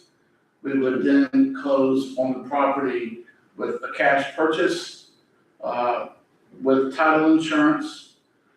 Our attorney, Ellen Avery Smith, has advised us very strongly due to the circumstances and the owner of the property to not close without title insurance. Right. So, we're gonna listen to her. And at that point, we would be ready to move forward, and we would purchase the building, probably 10 to 12 days, the timing of the lien being released. We purchase the building, file for our permits, and start work right away. We've asked the current owner to please sign to allow us to submit for permits. He refuses. Very difficult person to get a hold of. I think he lives over somewhere in Orlando or something. But that's really why I'm here. When I talked to Eric and the mayor and to kind of present our case, and we're ready to move forward. We own the development rights for this area with Dunkin', and we want to do this. So we're ready to move forward if we can resolve the lien issue. So basically, we agreed that it would be after the closing. Is that correct, Pam? Do you want to kind of give us a quick synopsis as to, how we were doing this? So we would have to go ahead and allow him to, what he's asking or what he needs is, in order to get his title insurance, we would have to give him clear title. You don't have, so the lien is a cloud on his title or it's an encumbrance. It'll be there until it's satisfied. Normally, most governmental entities don't reduce or satisfy liens until the violation has been cured. If I'm understanding you correctly, Yes. you, because of difficulties in dealing with the owner, you can't get him to designate you as his agent for application for permits or any of that. So you're saying you're pretty much gonna have to buy the thing. Correct. And then you can do whatever you need as far as permits, and you're gonna plan on paying us before you close or after? So we would ask that we would come in and pay the $25,000. The lien would then, the price would be done. 10 to 14 days later, we are going to pay cash for the property. We don't have time to get financing. We really want to get it moving. And then at that point, we would have control of the property I met with our contractor today. We would start immediate work on the outside of the building, cleaning the landscaping and all that. And we can do demo work without the permit. You know, we presented plans to city manager. Duncan's approved it and we're ready to go. It's just, and then we would come back to the bank. We deal with South State Bank for years, we've dealt with them. So we would come back and then get financing and go from there. So we sent this letter to him, which I gave a copy to the city manager. And we're basically now on the hook to buy this. Once we tell him to tell his tenants to leave, we have committed to purchasing the property. So in our particular case, we're in a no turn back situation. We have to figure out how to do this. And this is the quickest and easiest way for everybody to kind of get what they want. We want to be here. I think y'all want to clean that place up. So you have a contract with the seller though? Yes, we have to sign purchase sale contract. And it allows you to move forward, to basically with specific performance, if you have to, you can force him to close. Yes, he has to close, and the trigger for him to have to close was us to present him with a letter saying, evict your tenants, there's no active lease, the lease is not valid, get those people out. I don't know the last time you've been in there, but it looks more like, I don't know what they're doing in there, but anyway, it's clean whatever out, and you have 30 days to do that. And at that point, In relation to that letter, when would you be trying to get us to, or asking us to release the lien? so once we are satisfied he's out and we're ready to close, then, you know, and I come and say to you, we are ready to close, you know.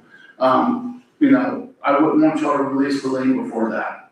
We want to keep that in place to keep pressure on him. So at that point, I would say he's moved out where he's gonna move out. We're willing to accept the property. We're ready to write a check.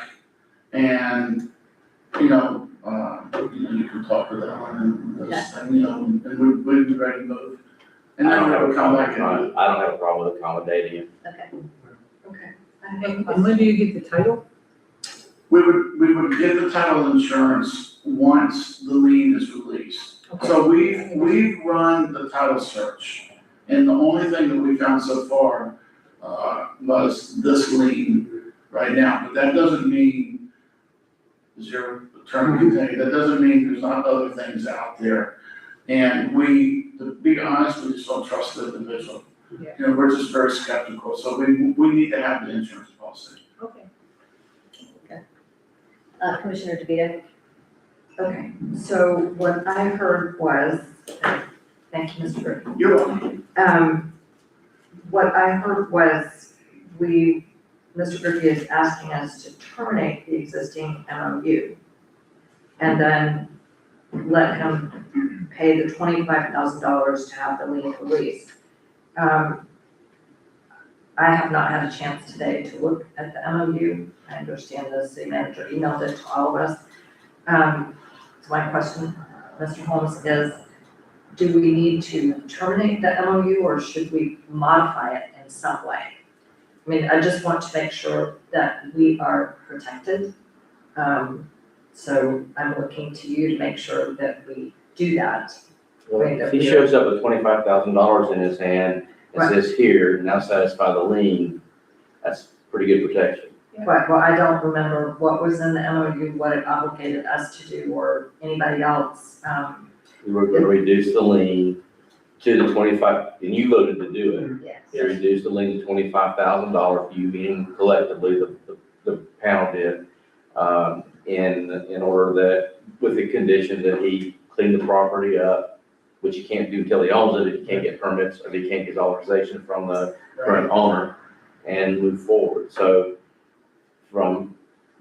I understand that by the book, you could still say, hey, well, you don't know for sure he's gonna clean it up, but given the circumstances and all of the events and information that he provided, it would seem to me it's a pretty reasonable risk. If he shows up with 25,000 and says, Right. here's the money, we're closed, and we've already sent the letter telling the fellow to evict this tenant. Yeah, I mean, it would seem to me like it's Right. a reasonable accommodation and for you to help cooperate with somebody who's trying to bring a business to Yeah, town, absolutely. from my perspective. So They what, step out of good faith. right, so we previously voted to reduce the lien to $25,000 on behalf of the transaction between Mr. Griffin and the current owner. What kind of motion do we need now? Do we need to just say to vacate the MOU, but that for Mr. Griffey, the lien is reduced to $25,000 payable by a certain time? Well, I mean, I think that the motion could simply be that he's articulated what he's looking for, which is basically that he's gonna show up with 25,000, we're gonna release the lien, and then he's gonna move forward post haste to get Yes, permits and yes. close and go on down the road. Matter of fact, yes. Kind of you mentioned, you're probably gonna just pay cash to close and then Yes. go to your bank We're gonna- financing we're for your gonna pay cash. construction. Yes. So, I mean, Yes. upon payment of $25,000 by, We're, I mean, I don't have, we're paying $525,000 for this building. I mean, we are paying, more than fair price. We want to be here, and so, you know, it will be, I got the quote to finish, it'll be a $1.7 million project for us. so in answer to your question, it could simply be a motion to supersede the previous MOU by agreeing to satisfy the lien upon payment by Mr. Griffey of $25,000 pursuant to the plan that he outlined. And you are the body that has the ability to reduce the lien. You could vote to reduce it, and then But you might want to state that we've done a lien reduction based on the guarantee by Mr. Griffey. But I guess the qualification here is this lien reduction is only for Mr. Griffey. Yes. yes, it's contingent, Okay. yeah, it's in association with his buying the property, correct? Yeah, it's not for the current owner, Or anybody else. not anybody else. Okay. So Pam had, did I you have need to a make? question. What's the timeline? Do you have a specific date? So the timeline, we don't have a specific date because of the owner, so the timeline is, we sent the letter, by contract, he's got 30 days. We sent the letter 2 days ago, so he's on the clock. Doesn't mean he's gonna meet that clock because he hasn't done anything he said he's gonna do anyway. There may be a point where we just have to say, just give us the building. The biggest issue, and I'm sure your town attorney, is we're more concerned with not what's in the building, we're concerned about the tenant. We don't wanna take on that fight because it's, you know, But he's not gonna pay the 25,000 or ask for the lien to be released until after tenants yes, left and he's yes. got his building. We don't want Right to. at closing, so we will do this almost simultaneously Yes, because we would come out here and say, here's your check, and we would know that the building is vacant and ready to go, and then we would, you know, so really, You're talking about 30 days from now? well, we hope, but, you know, you know, the risk really, right now to us is we're committed to closing. By contract, when we tell him to kick his tenant out, we have committed to buying this. So, you know, so right now, we've taken that risk with hoping that we could work with y'all to do that. We wanna be here. We're coming to Crescent. and our risk is, I mean, we really don't have that, but except for the fact that until they're ready to go to closing, and we know that property's gonna close, that lien is still on that property. Yes. And so if he backs out for any reason, or if something happens and goes awry, then that lien is still on the property, correct? We don't want you to do anything. Until you pay that $25,000 and we, exactly. Yeah, I mean, you had the foreclosure option as long as the lien's there. Yeah. Um, Which is So I'm ready for a motion. Well, and I'm willing to make a stab at it. Okay. But, so I'll make a stab at it. So with respect to the property commonly referred to as the China Walk property on North Summit, I move that we vacate the memorandum of understanding, for which we had a schedule, for lien reduction, that we allow the prospective purchaser, Mr. Griffey, to pay the $25,000 reduced lien prior to closing. And that at that time, when the $25,000 is paid, we would release the lien. Does that do it? Yes, ma'am. Second. Okay, I have a proper motion and a second. Commissioners, do we have any further discussion? No.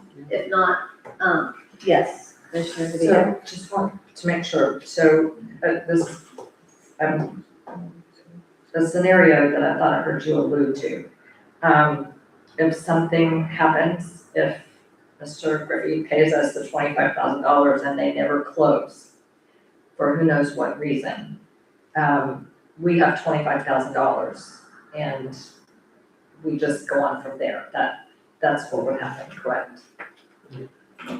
Well, the problem then, we would have released a lien, and so I think Mr. Griffey said that he wasn't planning on bringing the 25,000 down until Right. he had got things squared away with the current owner, they were out, he was sure he was going forward, and he was paying cash out of pocket Yes. to buy the property before he even went to the bank for financing, so That's right. I guess there is a little bit of good faith involved, you're correct, where Mr. Griffey, I have no reason to doubt what he's saying, so. No, not Mr. Griffey, I'm talking about circumstances beyond everyone's control. So if the guy won't move out, Right. and the biggest flaw in the, potential flaw is, I guess, if his current owner just continues to be uncooperative, and then Yes. he won't do it, he won't do anything, and he won't even respond to your request for closing, and then they're gonna have to decide whether they're gonna file for specific performance, which I assume Ms. Smith's a very experienced and well-known real estate attorney, I assume I have little doubt she's got a specific performance clause in the contract. Right, so I've made the motion. This seems to be the best thing to do going forward. Just want to make sure we all understand that there's no guarantees in life and that we're going for the best. Yep. And to allow Mr. Griffey to do his best. We are Agreed. very determined to make this happen. Right. I promise you that. Yes. Okay, so just so we all know.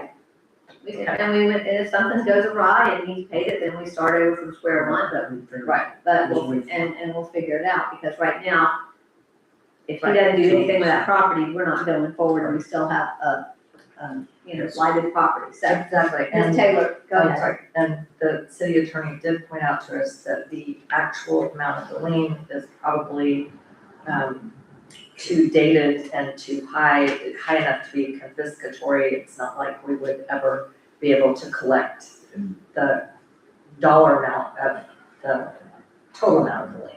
But anyway, cross that. No, I don't think so, I don't remember saying that. not with this lien, not with this. I thought it was this lien. Well, anyway. Not with I'll this take lien, this lien is very active. Okay, this lien Is is, that correct, All Ms. right. Taylor? This lien is very active. okay, good to know. Anyway, okay, with that, Ms. Taylor, if you do a roll call for us, please. Commissioner DeVito? Aye. Commissioner Lloyd? Aye. Commissioner Moore? Aye. Commissioner Burton? Aye. Mayor Myers? Aye. Okay. Thank you, Mr. Griffey. Mr. Griffey, if this helps you at all, you might also tell Ms. Smith that I would be prepared to recommend to the commission. Now, I don't vote, so they may decline to follow our recommendation, but if he doesn't follow through, I would be inclined to recommend to the commission that they authorize me to initiate foreclosure proceedings on the property.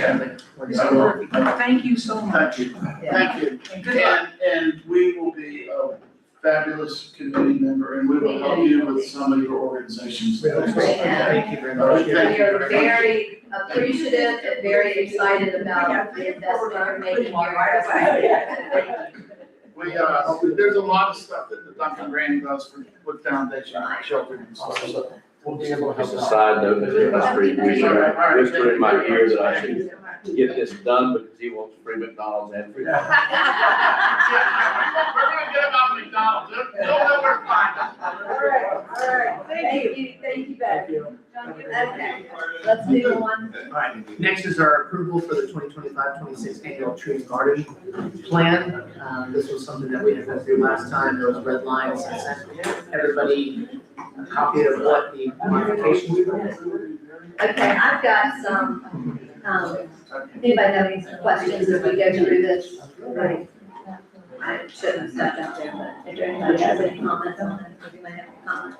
Oh, the Cs, Yes, that was a typo, yeah, that's gonna be fixed, that was fixed. that But it because needs to be fixed, anytime you refer to the actual, Yes. it needs to be a It was, uppercase. yeah, it was my note that I made to him that, Yes, and that's changed, I saw. yeah, why in the words, why in the sentences when you refer to the city, a lot of people like to capitalize the C, but really the proper way is to lowercase. But, so he just did a switch and replace, and that changed all the Crescent cities into lowercase. Lowercase as well. But actually, and I did look this up, because I used to do this in, if I can find There was it. a lot of cities. Yeah, there's no city, And Crescent City. it talks about capitalizing a city.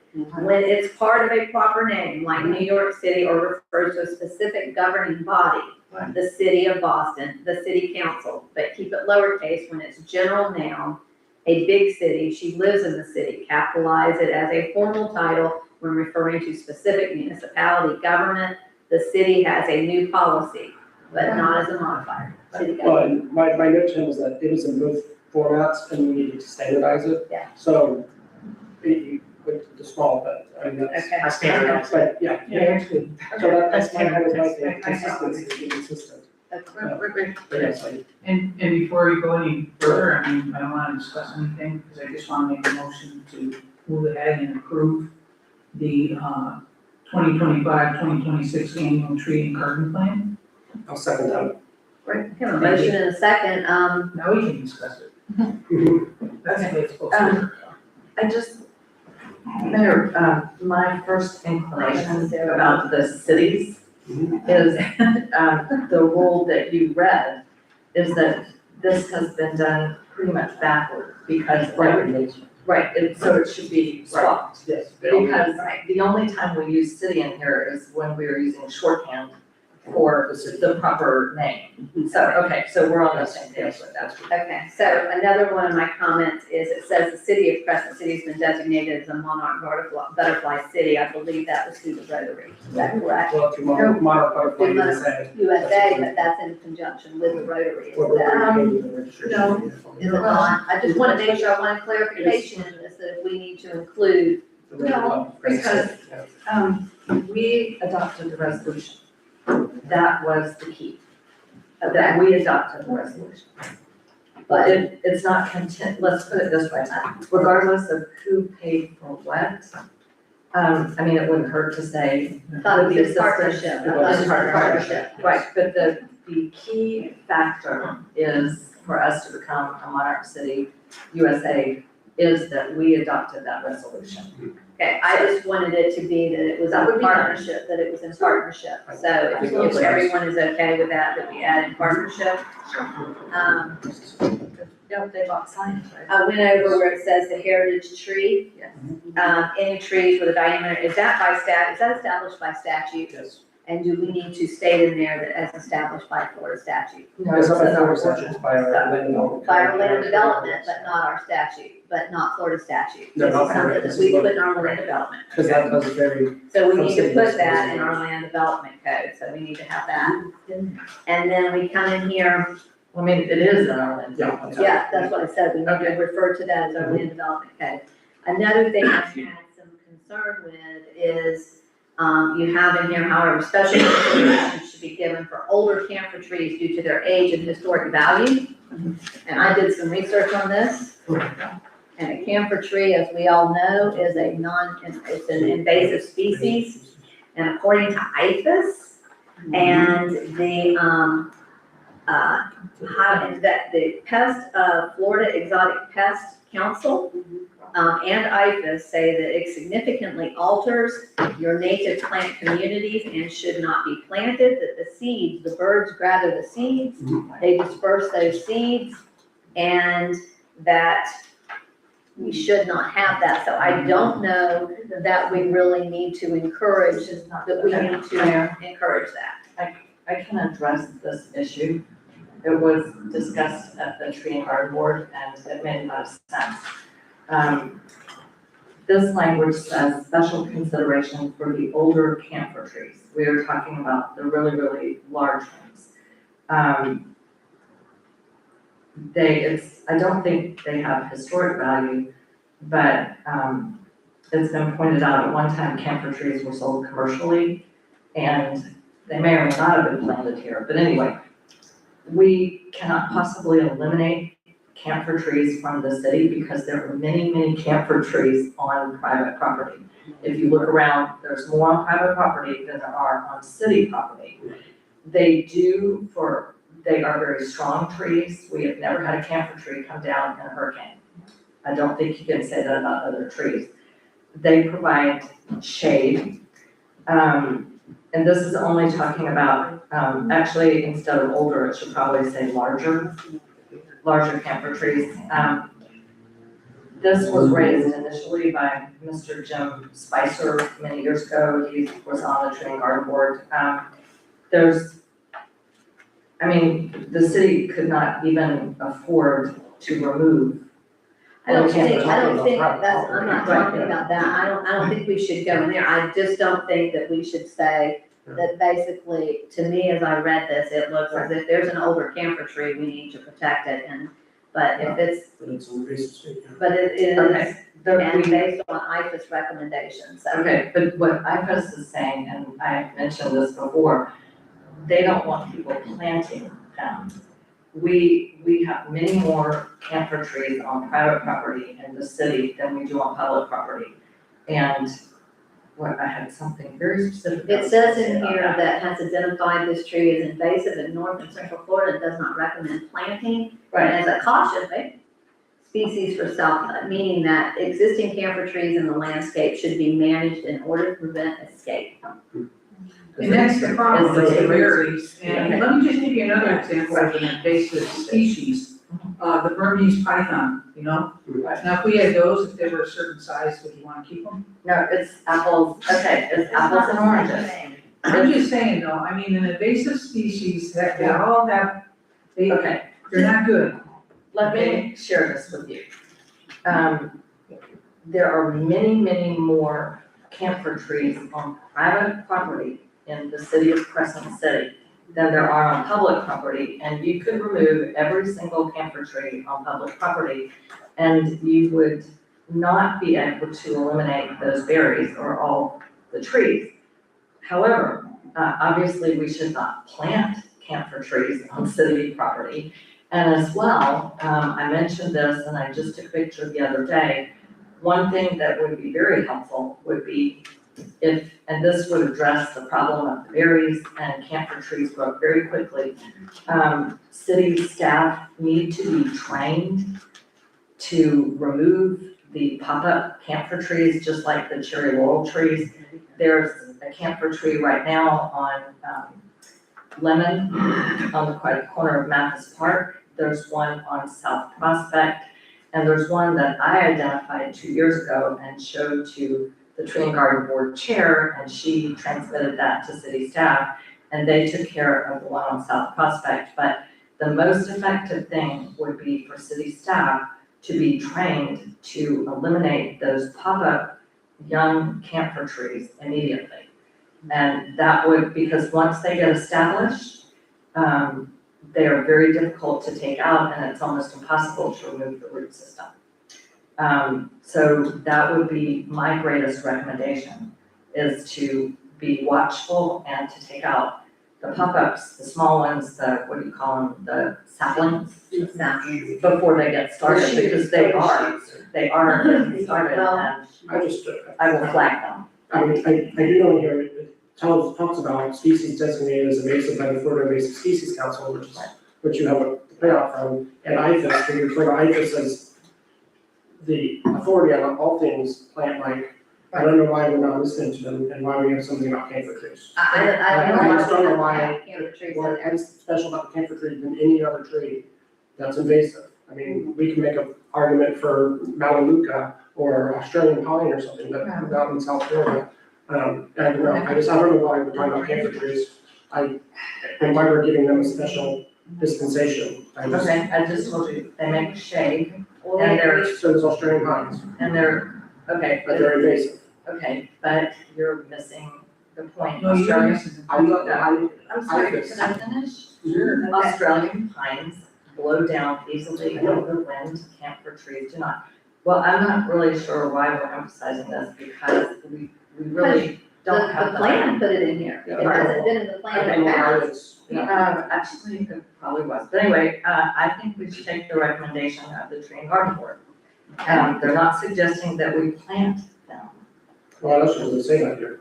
It doesn't say that, but It says leave, and prune but not limited to camphor tree. If I can, Mayor, for the record, in the tree and garden board, I recommended that the larger trees that are damaging infrastructure be removed immediately. I got one in front of my house. But I had pushback, but that was my recommendation. because the camphor tree's root system is also very damaging. It's damaging not just to the streets, but it's damaging to the underground utilities that could be in the area as well. We've already seen that along the prospect Okay, and but just, if I could, back to cost benefit analysis.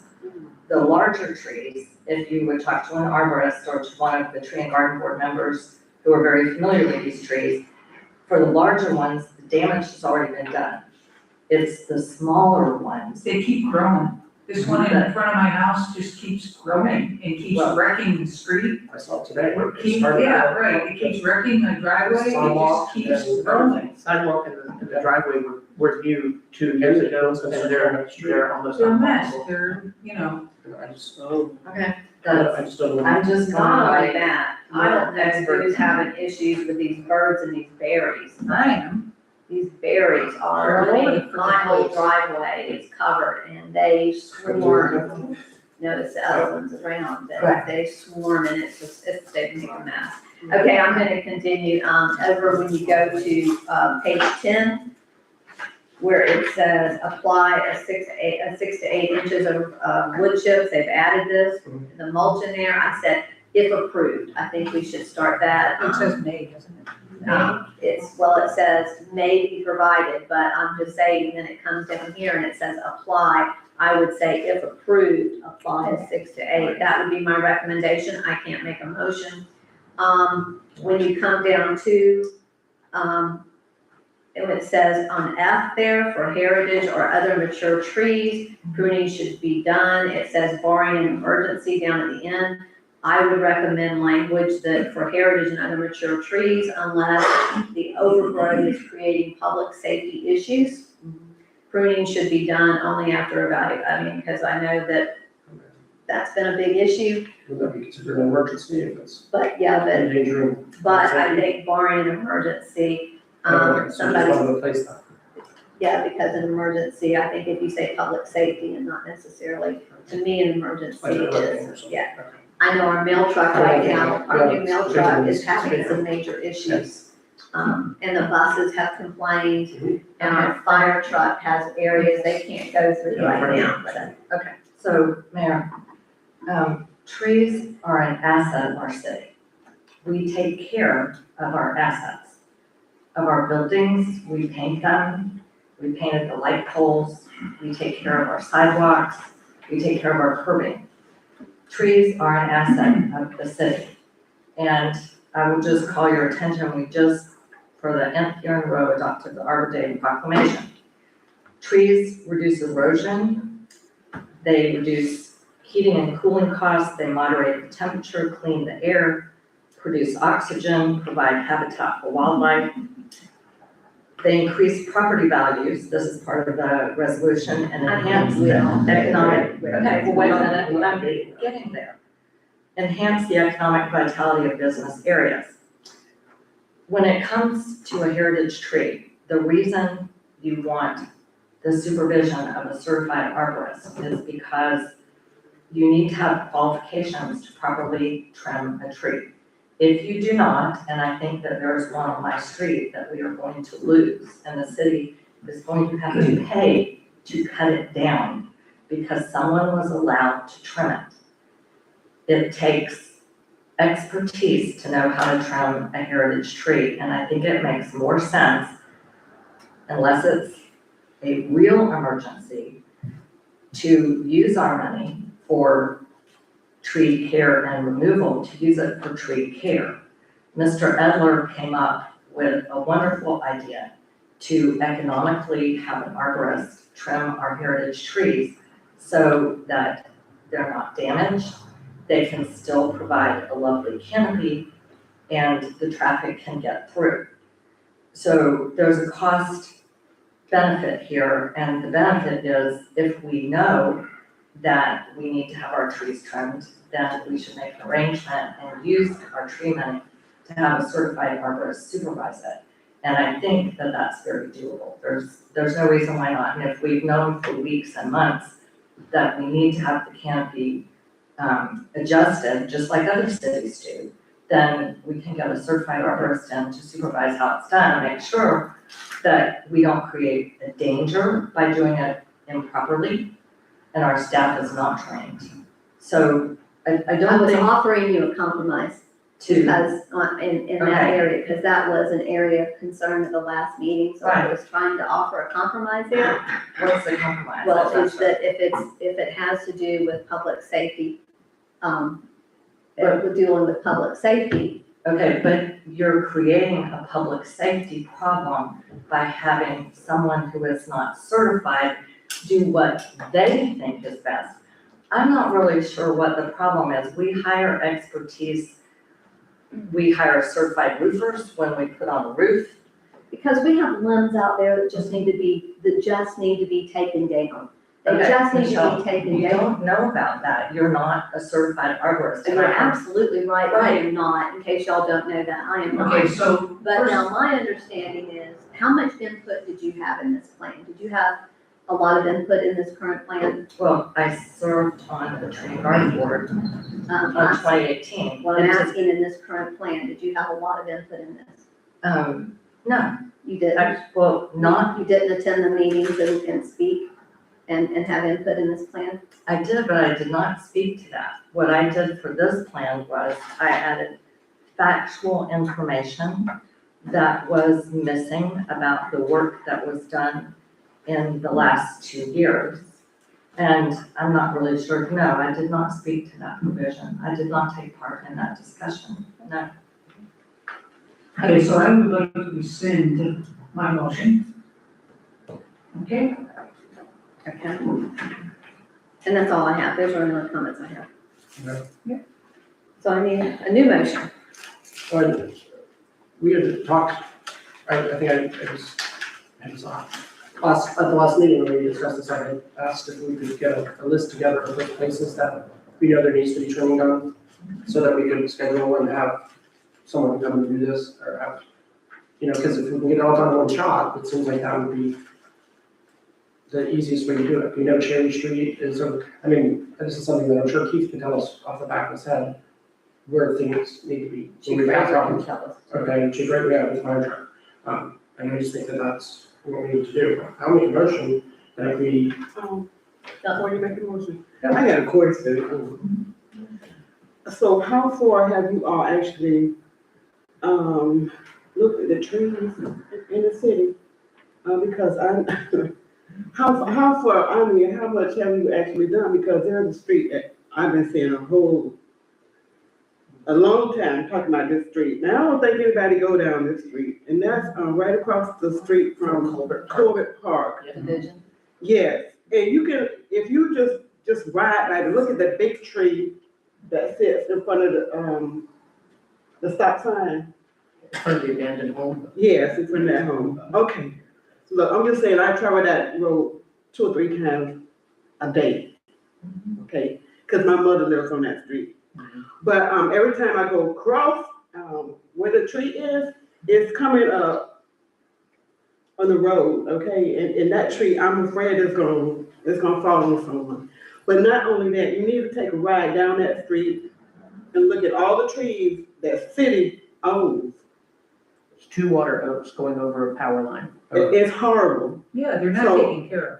No, not at all. Yeah. Because it's been last year, well, before I became commissioner, there was this big tree that fell over on the line. And it knocked all of the power out to my mother's house. It even broke the power line on the end, so it had to be replaced. It's hard, it's still there. Just take a little ride down there and look and how it's even cared for on, and I know it's part of the city. So just ride down there, take a look. Take it right down Cherry Street. Yeah, Cherry Street's pretty bad too, Yeah. on the other side. Yeah.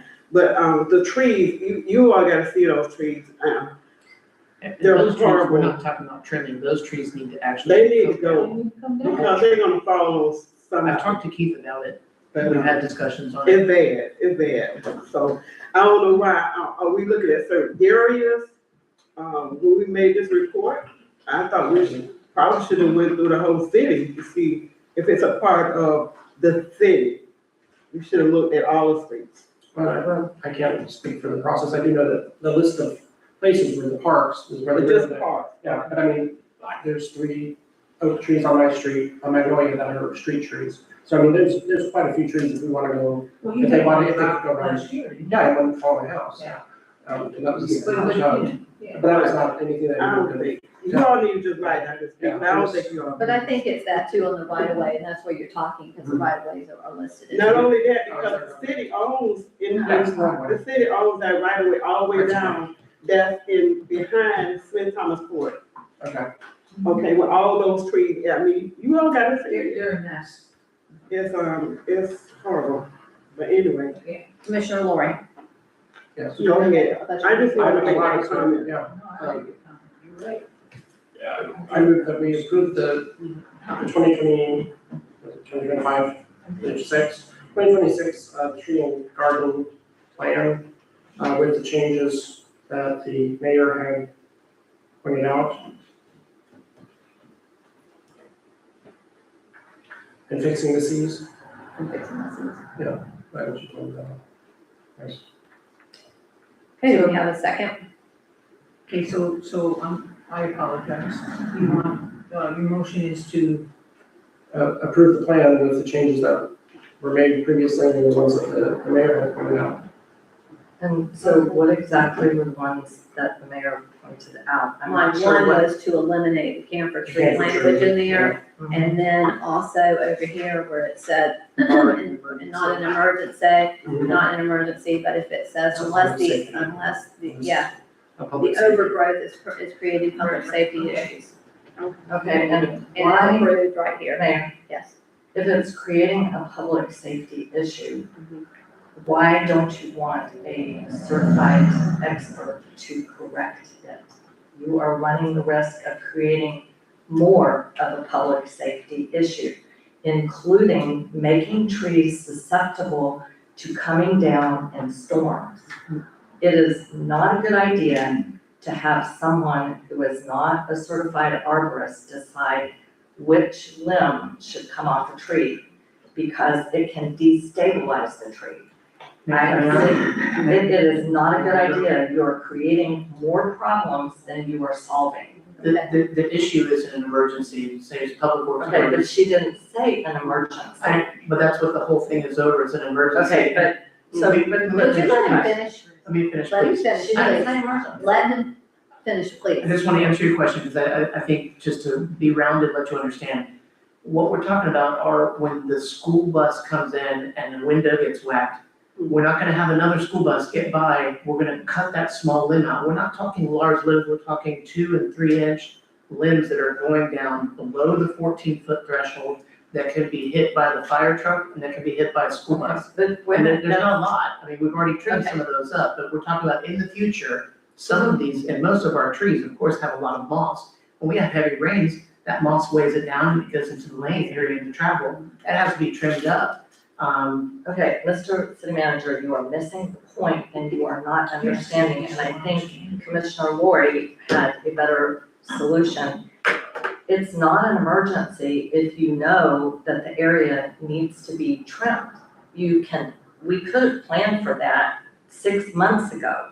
And I think Commissioner Lori's solution is much better, to have Mr. Harris and anyone else identify the areas where the trees are needing to be trimmed over our roadways and have it done properly.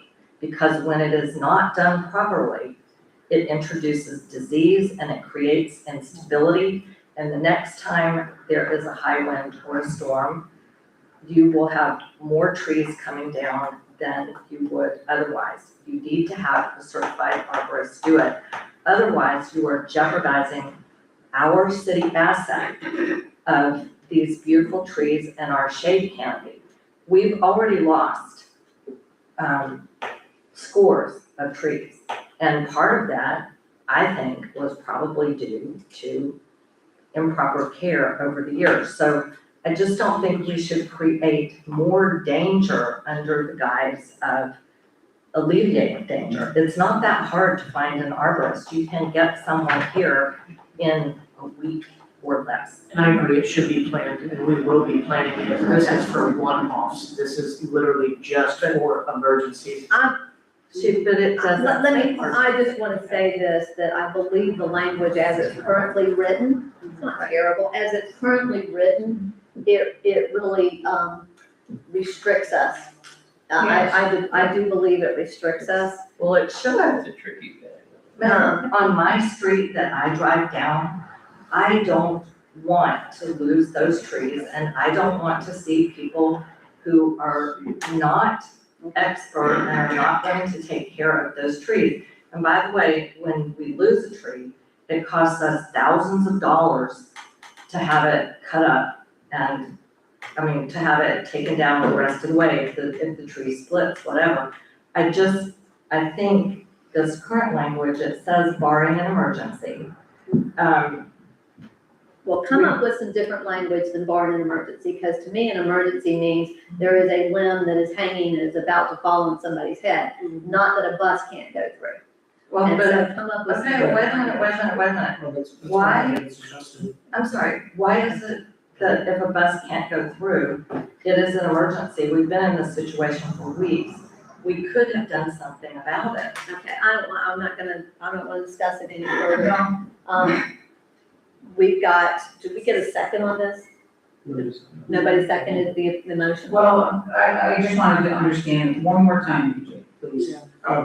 I wanted to make the changes that we've received from the city manager, and then the ones that the mayor had pointed out. Again, which is removing the camphor tree. And, language. yes, we're removing the camphor tree language. And I really do think that we can make this change about the pruning done, but if we right now get a list together and have certified arborists come out and do this, then we can take care of all this for the next year, because we're gonna know where we know the I think problems there's are. a separate proposal. That's why I was bringing it up, just so that we can move forward with this, because I don't really want to fight anymore about trees. But I think her idea of saying, take emergency out and say safety is good. And then maybe we can make a second motion to have someone come out and pick up, what trees that we need to. How's that sound? Sounds That's great. what I'm saying. Okay, so I'll second your motion, BJ. Okay, thank you. Okay, do we have any further discussion? Do we have any comments on this? Can I open it up for public comment?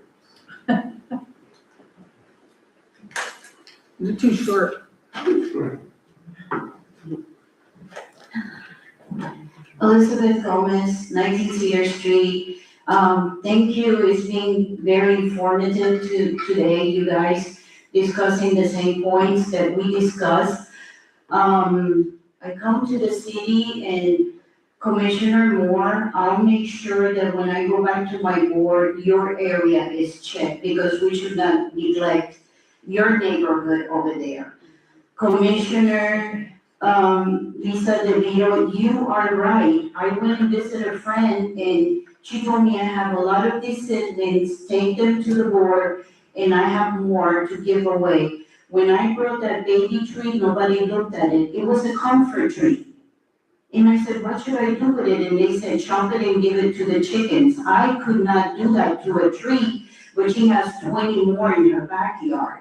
So it's true what Commissioner DeVito is saying, private owners love these trees. So she told me we had our information incorrectly. So I think Commissioner DeVito has a great idea, maintenance and start young, that's why we need our boots on the ground, so we can take care of this, but like City Manager Derek said, in Buick, our tree and garden board is diehard tree and garden protectors of the city, and I appreciate that. And sometimes I clash with them too with the wording, like we try to explain an emergency is an emergency, we're not gonna wait for nobody. We are the city, we have the right, but Commissioner DeVito has, a great idea, start now and we'll take care of the trees of the future. Some of these trees, like at Walmart, you grandfather in with many things, so that's something we need to, look and take care of it instead of arguing. To me, a life is more important than a tree, and I'm sorry about that, but that's how I feel, thank you. I just wanna say one thing. Most people, if you give them a little tree, okay, with 5 leaves on it or whatever, they don't know what the heck it is, and they plant it. And these, camper trees grow like crazy, and I wouldn't feed them to my chickens, by the way.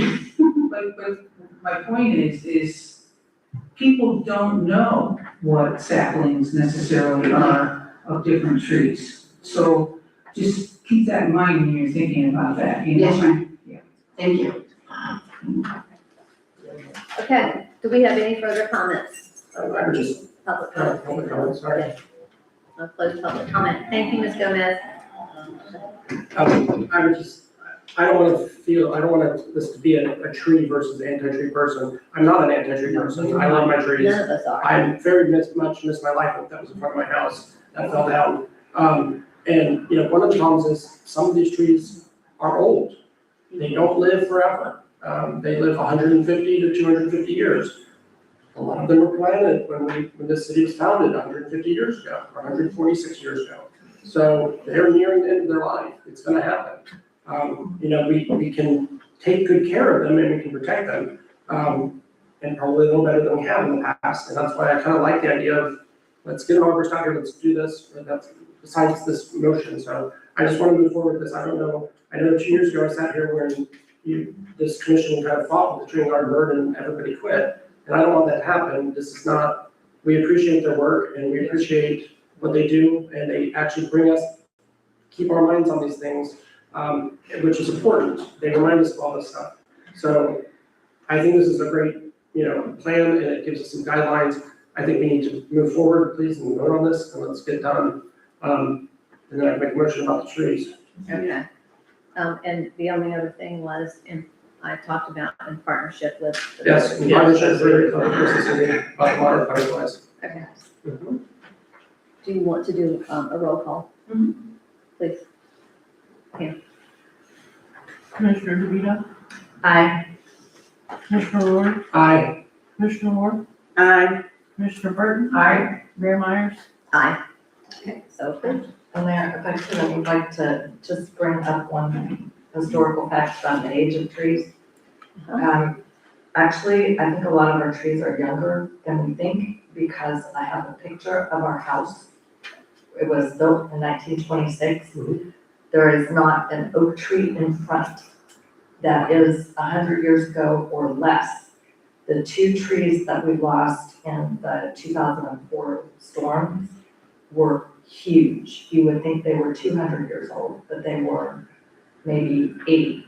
So it takes a long time to grow an 80-year-old It tree. does, and the trees grow very slowly, right, in the pine tree. So anyway, that was very interesting to me when I saw the house, and there was nothing in the right of way. So anyway. Commissioner Lori. I move that we put together, that we instruct the city manager to put together a list in conjunction with Public Works about trees that need to be trimmed. And we have a certified arborist come and do them all at once and try and cover everything we can and get the most bang for our buck. I don't know if that needs to be part of it, but It's kind of broad. One, I'm giving it to him to do. I have a list, or I have it written down already to do that. But let's try and make sure we hit everyone, so that we're not gonna be having problems just 3 months from now. right, Do we have a second? yes, I'll second. We have a proper motion and a second. As far as discussion, I would hope that when you do Yeah, that, I that think you're, we're good. going to talk to the bus, the school yes. district, and please talk to the Post drivers. post office. Yeah. They're having some Fire issues, truck is and the much fire better. trucks. The post office just got a new vehicle, Yeah. it's having issues. It's tall, and Anna's having some difficulty because you cannot, unlike other trucks, other companies, they will not allow you to back up a postal vehicle. Right. So if she gets in a situation, yeah, Okay. so she's having some issues, so if you would get with them as a postmaster. She had their condition, so she is having. Okay, we have a proper motion in a second, do we have any further discussion? No. On, Pam, do a roll call first, please. Commissioner Vito, Aye. Commissioner Lori, Aye. Commissioner Moore, Aye. Commissioner Burton, Aye. Mayor Myers. Aye, okay, so approved. Okay, thank you, And we might also want to talk to the tree garden board as far as input too. yes. Yeah, the locations, I'm sure they might have it too. Thank you. Liz, Richard. Thank you. So you want to go on to the next one? Yes, ma'am, I will, thank you so much. The next is a planned workshop request from our CCDP as executive director. I have asked Tim to come here to formalize his request to the commission. If you could come up, Tim, please, thank you. I was spiffy with code and everything. Good evening, Tim Jefferson, Blackfoot, Florida.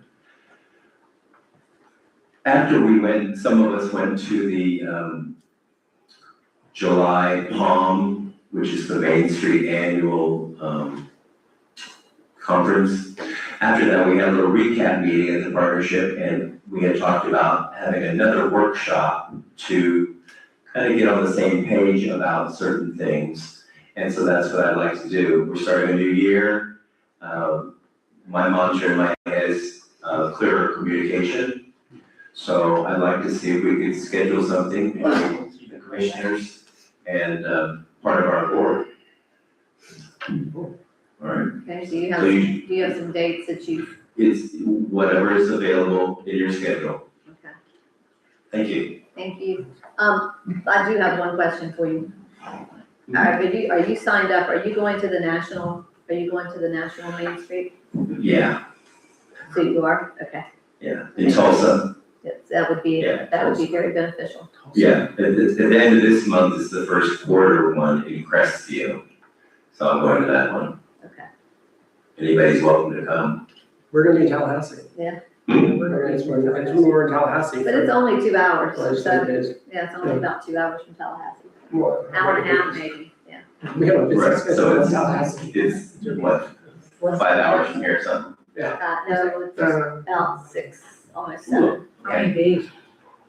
Yeah, there's a Sunday night, welcome, and then it's Monday and Tuesday half day. Thank you. Mhm. If I could work with you all on your schedules, we can come up with a date, I'll get back with Tim, and then we can set it in stone. Okay. Thank you. Thank you. Thank you, sir. Next item on the agenda, this was asked by Commissioner DeVito to talk about workshop planning, setting dates for some things that have already been discussed in the past for this year. So I'll actually give the mic to her if she'd like to discuss some of these items. That was good, you did it. That's right. She has. Well, actually, Mayor has to. Mayor, sorry. Thank you. So, okay, but I understand he's passing it over. Well, actually, I think these were just all I could think. We have suggested several workshops. And the one the mayor mentioned, goals and objectives. I think the most important thing for this commission to do is really talk about visioning and priorities for 2026 and maybe particularly problems that we want to solve. We need to give the city manager some direction. I think even before maybe we meet with Downtown Partnership, I think we need to focus our priorities and our vision. That would be my number one Cause I don't think we've, We haven't updated our strategic plan in 3 Well, years. right, but Since I've been on the commission. that's almost that's a different even exercise than just visioning and priorities.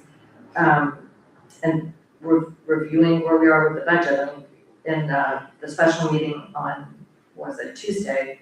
Commissioner Burton brought up an issue. We've talked about a particular traffic location that's very difficult, that we talk about and we never solve the problem. We might want to hit the highlights and come up, most cities set priorities for the year, priorities to guide the projects we wanna do, the budget, so that when the staff is formulating the budget. Did I see something about zero-based budgeting in the draft document that you handed out? I You're could've talking about sworn I saw how that. that's not a great idea. Not whatever it was, or, well, I understand that part, but just looking, anyway, so we have workshops that we've talked about, these are the ones that I identified. Other people may have other topics. What are your topics? Well, my number one would be a vision and priorities for 2026. And we've talked about golf cart accessibility for the city, but That to we me, need to- visioning and priorities would be number one, and then second would be golf carts, and of course, the downtown partnership wants to talk to us too. And we also need to do something in regards to historic preservation and adopting new ordinance and that kind of thing. We can wait until after 12 week programs because he wants, he should come back and do that with us. I think, as in the essence of, everyone being efficient with us, I think we need to go back and we need to look at those things that we have talked about, that we need to workshop and make sure that we have actually addressed those issues. There's some things that I know, golf cart being one of them, that we've kind of kicked down the road. The animal control issue, that continues to be something that we've kicked down the road. And so these are some things that I would like to get a recommendation from the city manager on, that we need to give him some direction and we need to finalize this. I saw, as going through the old ordinances earlier, I saw where that golf cart ordinance, I guess when we first created the golf cart ordinance. And the state law has changed. And the state law has changed, and so, these are some things that I would like for you to look back, if you would, and say, these are things that we just have not accomplished, and how we go about it. We also need to have a security, and that's something that we, Yes. we keep putting some of this stuff, we put that down the road, continue to put that down the road, and then all of a sudden something happens and we don't have a plan in place. Right. That's on us, and I know we asked for that, I think we started that back in September. Yes. So, but also in respect for everyone's time,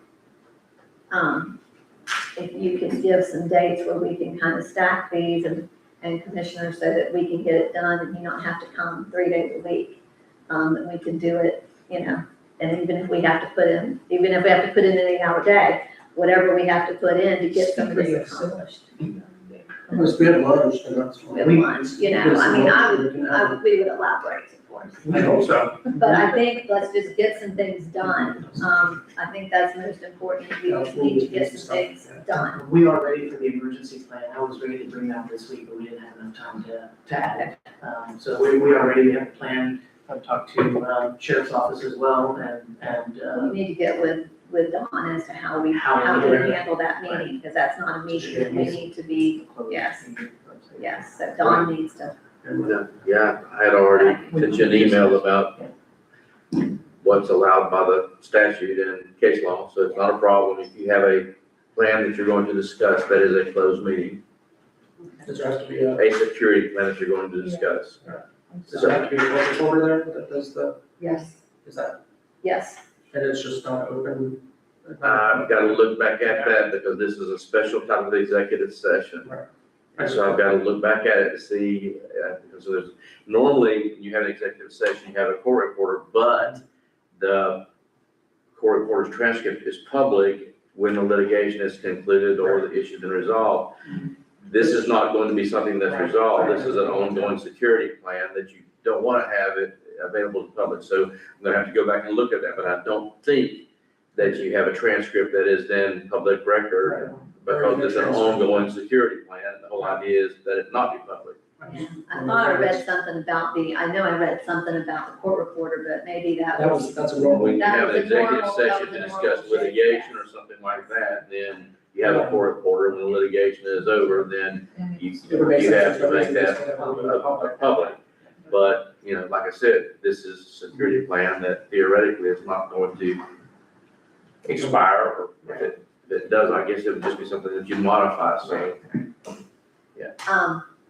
So I think that if everyone, is everyone in agreement that, Derek, if you would kind of give us a list? Send us out a list and then send us out some dates. Will do that. Everyone in agreement with that? Sure, but, should we, I don't know, when Karen Hayes was here, she would send out a calendar and we would She put. would, but we don't have a clerk right now. No, I'm so, saying, yes. but so should we put down dates that we are and are not available and send those to the city manager? That would be great, or if you could do that. I'm gonna compile a list and I'll put our dates. I'll be working to get that to you. Yeah. So we'll just work on that together. I'm gonna, at this time, I'm gonna take just a couple minute recess. I know Commissioner DeVito wants everybody, they brought chocolate,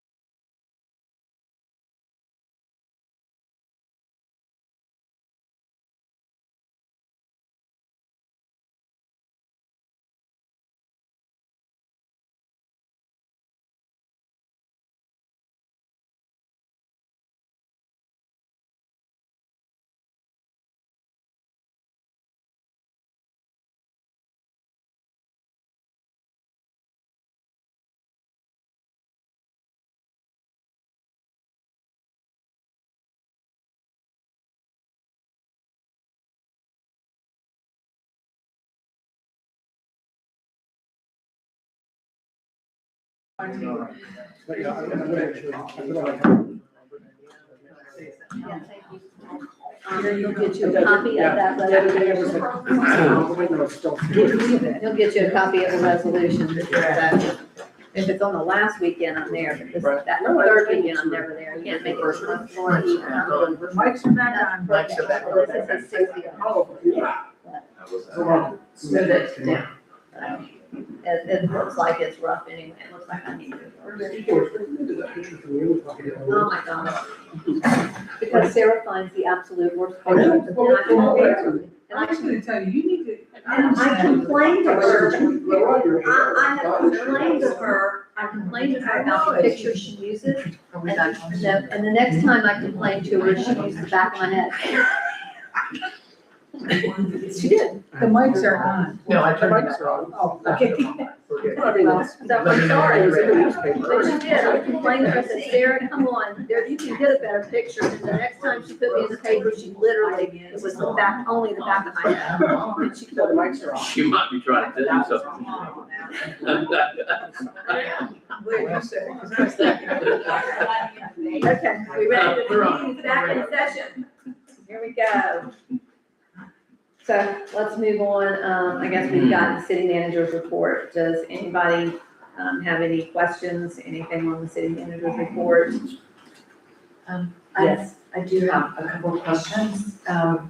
Just to touch base, I noticed in the city manager's report, it said the city manager met with FGU, Florida Gas Utilities, about moving forward.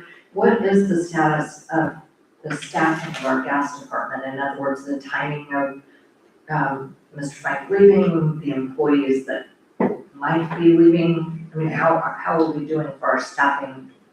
So I talked to Mr. Frank when we got back after the holidays to discuss this. He is working, of course, with FGU on, we're gonna be getting some new employees in, some advertisement out. We recently just lost Brandon. I believe he's in for probably about another week, and then he's gonna be moving on. He actually found another job, and so he's moving on from us.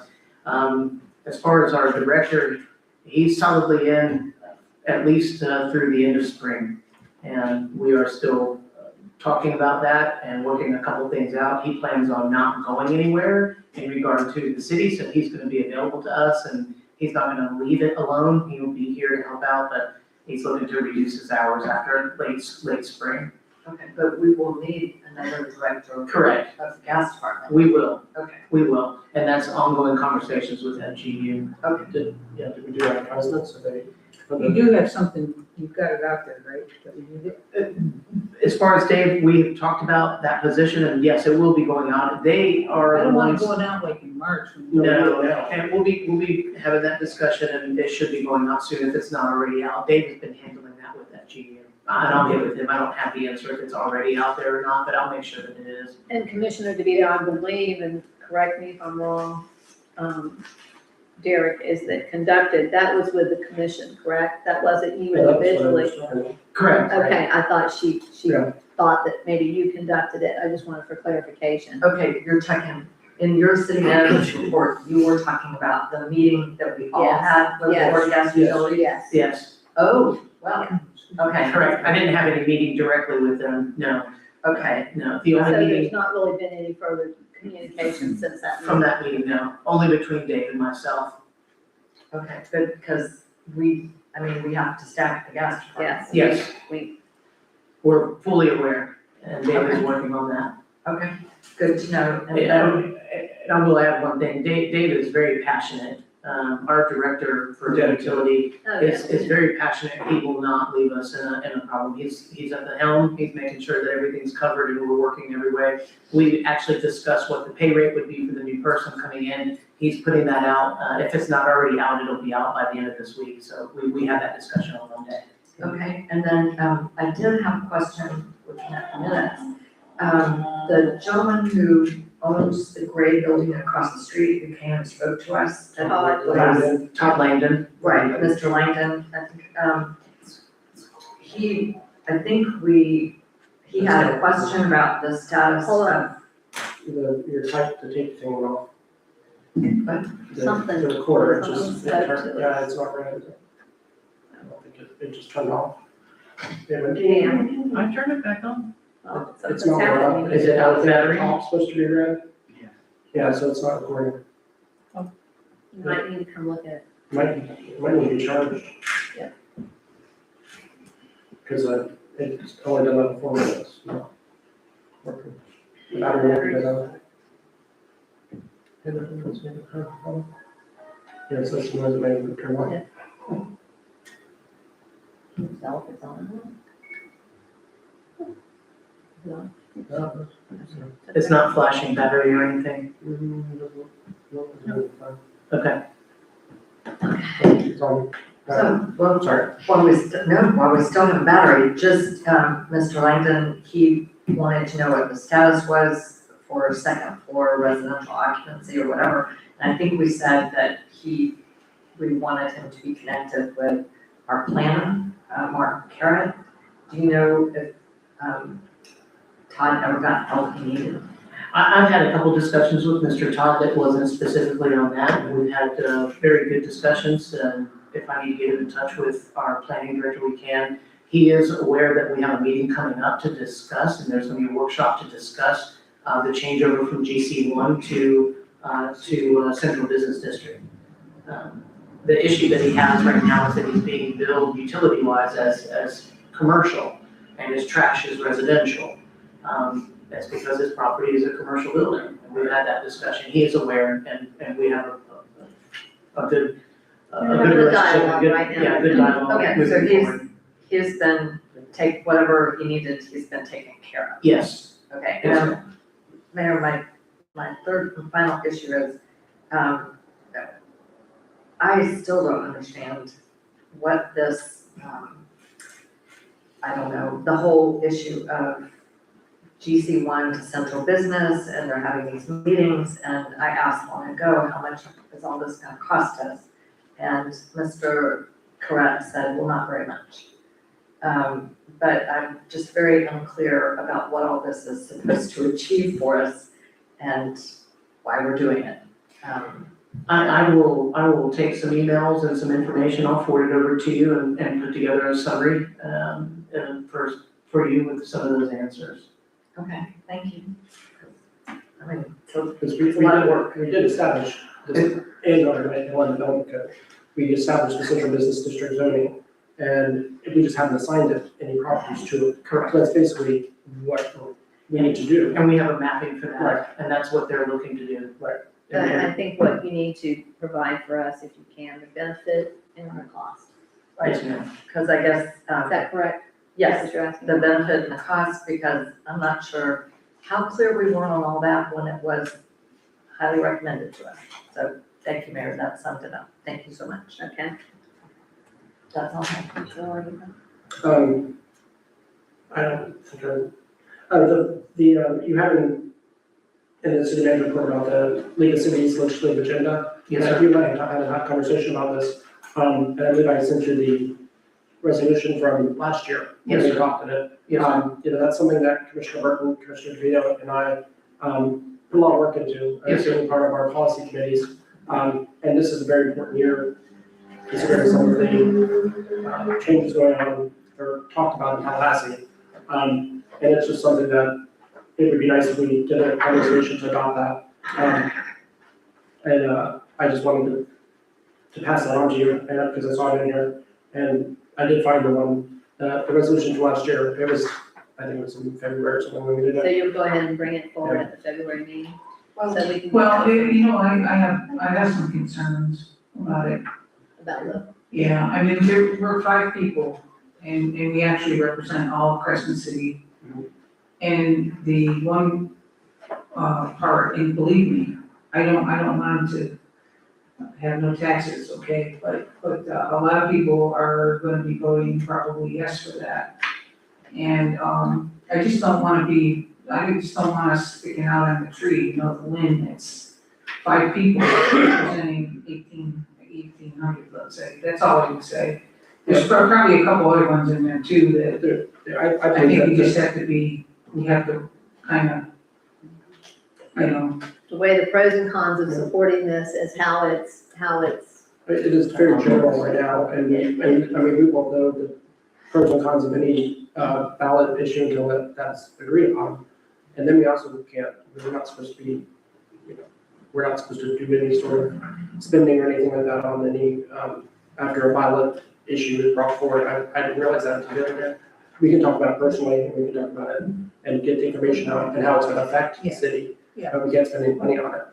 But the 7 different proposals that are currently being discussed by the House are 7 very different proposals. And I think that what the League of Cities and that to the Taxation Policy Committee put together was a very general, support statement saying that, the League of Cities does, kind of, I forget what it actually, well, you have it right there. It's right here. Yeah, it's very general. I don't think it's really saying anything that, I don't know, Right, okay, it's, if I can, Right, yes, please. so basically, each of these priorities of the League of Cities and the different 1, 2, 3, 4, 5 subject areas, they really all primarily talk about the importance of home rule, local decision-making in each of these 5 areas: property taxes, enterprise fund transfers, housing, the Senate Bill 280, the emergency planning bill, and sovereign immunity. They're very general. They don't say anything about taxing people more. And what they're really geared toward is making sure that local governments, cities, that we have sufficient input in whatever goes on the ballot so that it will ultimately be a benefit to our residents and not a boomerang in any way. It says reducing or eliminating a revenue source without a reasonable replacement would destabilize city budgets, et cetera, et cetera. So they're not talking about necessarily opposing anything, but supporting local government input and making sure that local governments have the revenue to provide the services that we need. Additionally, I actually agree with all that. Well, but we are the closest level of government to people. We are the most answerable to the residents. You can look at all 411 cities in the state of Florida, or municipalities, and every single one of them has a different millage rate, and that is voted on by the commission or council, but that is, they answer to the people. I mean, you just have to walk down the street to come to my house, or to the mayor's house, or Lisa's, or anyone. So if, we are the closest to the people. I don't think people in Tallahassee really understand how that would affect each one of us and how that would affect the city as a whole or our residents, because that's not about us. It's about the residents that live in the city. And I just think that local control and home rule is very important. The Constitution of Florida says it, and every year, unfortunately, our state legislators take a little bit bigger piece out of it. And I'm not bitter at all because my house isn't homesteaded. But the fact is that these are serious proposals that will have serious, ramifications. And I like, home rule is a big idea and a big thing that I think we should protect. And like Commissioner Rubio said, all of these are surrounding that. And that's really what the League of Cities is about, is keeping control local and keeping the decisions local, because we're here. Okay. So, right. But the mayor, yeah. Problem is, I actually sent this to the city manager and he did not understand that I was hoping that it would be on the agenda because legislative session is only 60 days, or it's scheduled to be 60 days unless they extend it. It starts next week, and if we have to adopt it by resolution and we don't do so until February, that's not so ideal. And so if we support this, do we have to adopt it by resolution? I mean, we can make a motion to support it, but I don't know, we usually do a resolution just to. We can even do, I think that, and I see both sides, and I've also, and those of you that have been in Tallahassee, you also understand the outfall from this too, because we know the agendas that are being set.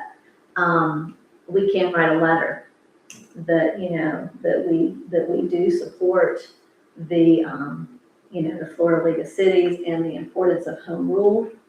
I'm very much in favor of if somebody wants to draft that letter and, and sign it on behalf of the commission. I think that if that's how we need to accomplish this at this point, then we can have that, and they could have a letter, and then we can show the importance, because we all feel that way. And I think that, that we want to protect that home rule. Yes. And that's very important. So if everybody's in favor of us doing it that way, then we can get that taken care of and get it done. Right. And, with the crux of the letter is basically, what the Florida League of Cities does for us in protecting us, and the importance of home rule, and that we support the initiative that they take in that. Is everyone in favor of that? Yes. Okay, and so we can get that out at the, at the beginning, so Sounds good. I'm fine with that. Yeah. If everyone is good with that, that's probably a safer. Are we gonna vote? You want, I probably need a motion just so that if something goes out. No, she said so moved, so I seconded it. Okay. Okay, so all in favor, please say aye. Aye. Aye, okay. So approved. Okay. Are you done with what you had for, I believe so. on the report? Okay, Commissioner Moore, do you have anything? Okay. Commissioner Burton? No, good. I said what I wanted to say. Mr. Martin, when you said in here that you had given, Shorty, our priority list, you didn't, it's not listed as you have here as 1, 2, 3, 4, 5, correct? How did you give her our priorities? What did you give her our priorities No, as? it is not, and I apologize that was a copy and paste. No, that's okay, I mean, you listed them, those are our legislative Yes, projects. if I can recall right, it's gonna be the North Tower being number 1, Cherry Street being number 2, the Lake Street being number 3, the wastewater treatment, treatment facility being 4, and the water treatment plant being number 5. Okay, Yeah, because we already got half the money Yes. basically for Yeah. the tower, that agenda. yeah, I just wanted to make sure, Yes. yes, Commissioner DeVito. So, I had asked the city manager if he could give us those in writing, the priorities, and as well, I think when we adopted our priorities, there were a couple of general items, and I forget the month that we did that, but I'm pretty sure that we expressed our support for historic preservation funding, because there's a grant in there that we want, right? So if we could find that, it would be, I'll look for it, it would be And that's helpful. you're talking about the large grant that was eliminated last year, is that what you're talking? No, No, I'm just saying, we expressed support Small for mention. Okay, small matching, okay. preservation Okay, funding. I just didn't know which one you were, Yeah, the large grant, the special category grants yeah, were, that's what I've already the eliminated. small mention grants were still. I hopefully this year will be as well. So anyway, so we have at least one, general item that we identified as something we wanted to support. And when we go to Tallahassee, we probably would be helpful to take it with us. Okay, how many of you are going to Tallahassee on that? 3 of us, yes. Okay, It would be helpful, so we can, speak to it, but I have an item for Commissioner Moore. So, we talked about training. The Institute 1 for elected municipal officials is, I don't know if you saw it, it's in February, and it's in Jacksonville. Oh, there, that's cool. Which- Okay. They did try, it goes around, we check, put it in, I would think so. And also, So, that was in one of the latest yeah, bulletins we That's got. for what now? For which? the Institute for It's elected for municipal the officials. first, The first part, okay. what day, when are the dates? I think I've got my dates mixed up. When are the dates for the Tallahassee? It is the 26th, 27th, 28th. Okay, yes, I am. Okay, I am going. I am going. I'm on that, I'm on that final committee now, so I feel like I need to. For some reason, I was mixing it up with my February date for the Putnam. Oh, for the next one? Yeah, because that's my, I can't, I have an obligation. Yeah, because the 19th, we all got booked out. Yes, How are we all getting there? Who's the bus driver? Rent a van. yeah. Well, I have a van, but Can't get them. I mean, that was something. So, I just, is everybody good? I want to bring something else up. Okay. This situation where we are right now, with the insurance, and you, and thank you for finding this. It's very good. It could be very beneficial for all of us. I've done some research on it. Sheila's done some research on it. By all means, our insurance company has said that we, by all means, are covered, and now, based on some legislation, and there was also, that we are considered, that we would be considered as employees and be eligible for that. The problem we have is there was this ordinance done in 1999, and,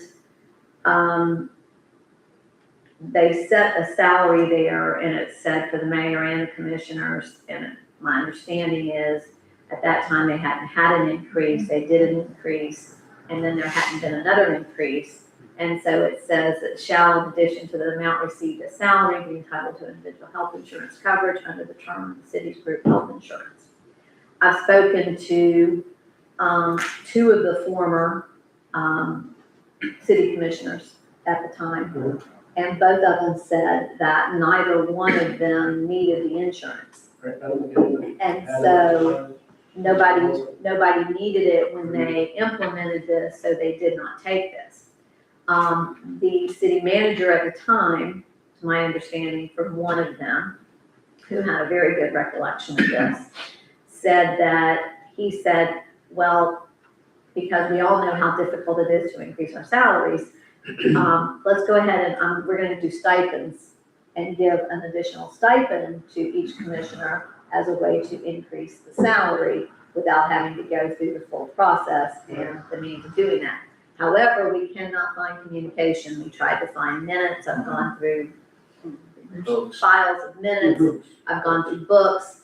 There's nothing that I can find. We've talked to Debbie Peacock. We've talked to I think they reached out to Patrick Kennedy and trying to find how we ever came to the amount that we are currently at, because there's not an ordinance since then that increased our salary that we can find.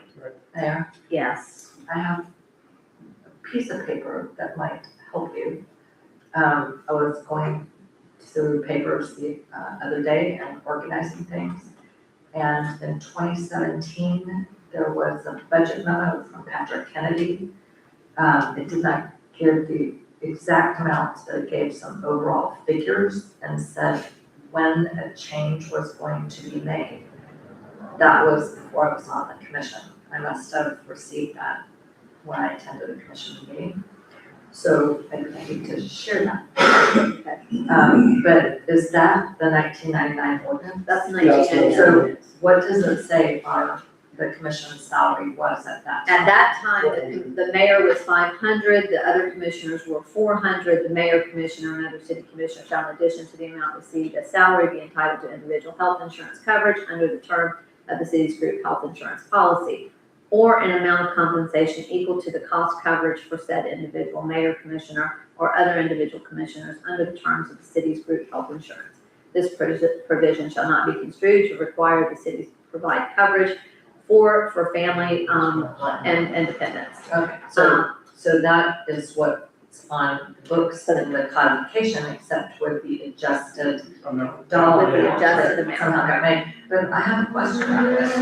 So what exactly would be, what exactly would be the scenario here? That what would we be asking the city to do regarding insurance? So what they, as the way this reads, and I did, there is a Attorney General's opinion on this as far as being able to supplement in lieu of insurance. And that is allowable, based on the Attorney General's opinion. But so what we would do is 2008, but it's currently standing. Okay, so what would we be saying we're gonna do here? I'm sorry. So what would happen is, we've got to make a determination, how we want to go forward with this, because by this ordinance, we're entitled to insurance, and if we're not, we're entitled to, if we don't want the insurance, you're entitled to the compensation. And like they do here with the employees, is if they go on Medicare, I don't know how many of you, I don't want to get into how many of you are on Medicare or Medicaid or whatever, but whatever that amount that you have to pay for that, they reimburse the employees back who have gone on Medicare. So I think it would be probably same situation. The only problem we have is this, that has gone on for as long as, I guess, everybody can remember, and we can't find any documentation, is the amount, when the amount actually changed, unless with that document that you have, Commissioner DeVito. Well, it doesn't, when you look at it, you'll see it just refers to a change and the budget impact of a change. It doesn't give specific figures like when the ordinance goes. What I'm trying to figure out here is, when this was first brought up, the city manager pointed out that we have not budgeted funds for this. Where would this money come from? Well, my understanding, do you want to speak to that? Because from Steve and Sheila. Well, yeah, we'd have to, yeah, we did not budget for that, but, you know, we'd have to take a look and just see what the amounts are gonna be every month, like.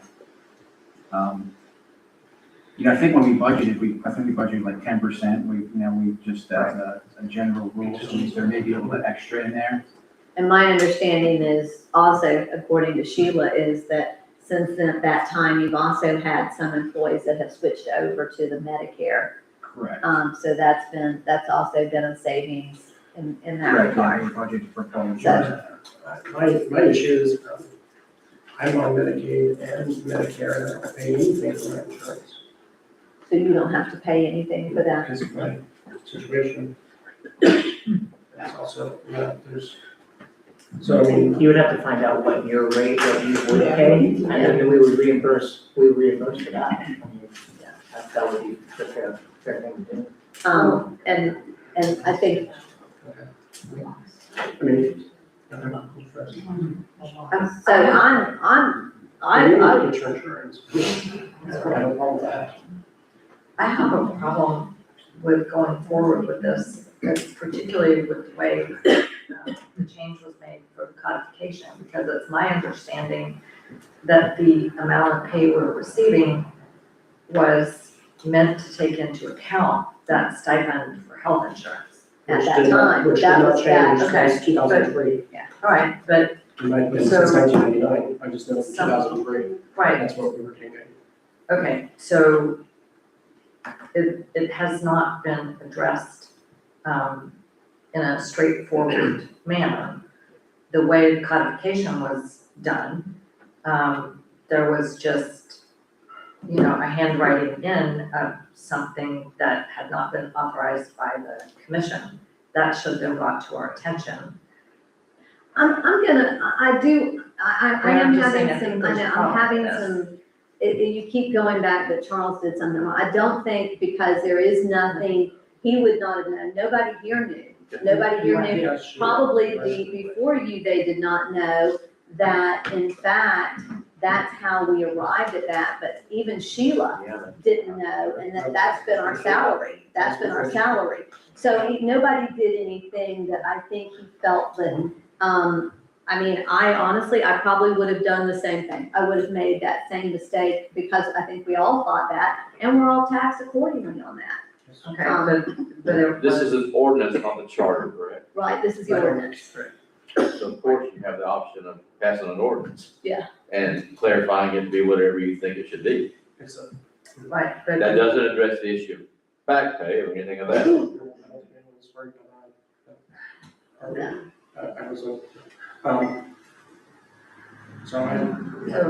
So wait a minute, so don't we contribute, how much do we contribute to the staff? And what is the staff insurance benefit? I believe it's $1,140 Yeah, some. $1,140 For the lowest for the tier. lowest tier, that's just a flat How fee. often is that? Steve? I think that's I think every pay period. Is that every once a month, maybe? Every other pay period? So it's 2,000. Yeah, I don't know where that breakdown is. I have to get back. Yeah. Get with Steve. Yeah. I'll find out. But, yeah. So I think that's it. So, but my understanding is, and how we've done that is that, and Dawn, you would have to give us some direction on this, is that we can take care of, if they are paying something, that we can take care of that, if they're paying something outside of, and that's what they said they were doing, like Commissioner West, she had to pay for her insurance through the school, and so that's what she was being compensated for. But we should all get paid the same amount. And they were all, and somehow or Because we were another, all all getting paid. ended up being the same amount Right. for So whatever that it reason. wasn't based on what we were paying, it was based on the amount that it cost the city if we had bid on insurance. So that's what it should be based on. I think that's what it And I reads. mean, that's what the reading is, and that's how it reads. So, Okay, but But obviously, we can pass a resolution to make that, to set that amount after we agree upon it, because that's not changing our compensation according to the chart. no, And so, again, that's what your Attorney General's opinion says, right? Is that doesn't count as compensation? well, it's compensation in lieu of group insurance, so it's a subsidy, it's a stipend, just like they said, Because that's how they set it the out. charter limits us from making changes. To our actual salary. Right. So that's just what I, need clarity on, if that counts, or if it doesn't. And I'll be honest with you, it was interesting when this came up because, I am looking for health insurance. I am going to, I've always had health insurance, hasn't been an issue for me. I've also talked about having to go back to a full-time position, and Derek and I talked about this, that if I go back to a full-time position somewhere to get my health insurance, then he can't call me during the day, or I can't be interactive, at all during the day. And that's a concern that I've had all along. So, I'm very interested in this and would like to see how we could resolve this. And we will. But at the same time, I'm also not asking for the city to, I've worked really hard to try to do that, and I don't even spend my training money or my gas or any of that. But I am in a little bit of a quandary as to how I go forward with this, and some of you might be too. You're actually gonna be paying back, No, okay? No, right? No. Moving forward, Moving forward. okay. Yeah, no. That makes more sense. Yeah, because if we did it, It'd be a time money. it would be a lot. So. Right, you've done research, and that is what the codification, that's the ordinance that points towards. That's the only one and that's the only thing I can find. And it doesn't, just speaking from my experience, it doesn't really make sense that our payment in lieu of insurance in 2003 is the same as it is now, obviously. No. I was kind of surprised when I got my first paycheck, and that was the same amount that I got paid 20 years ago. Yeah.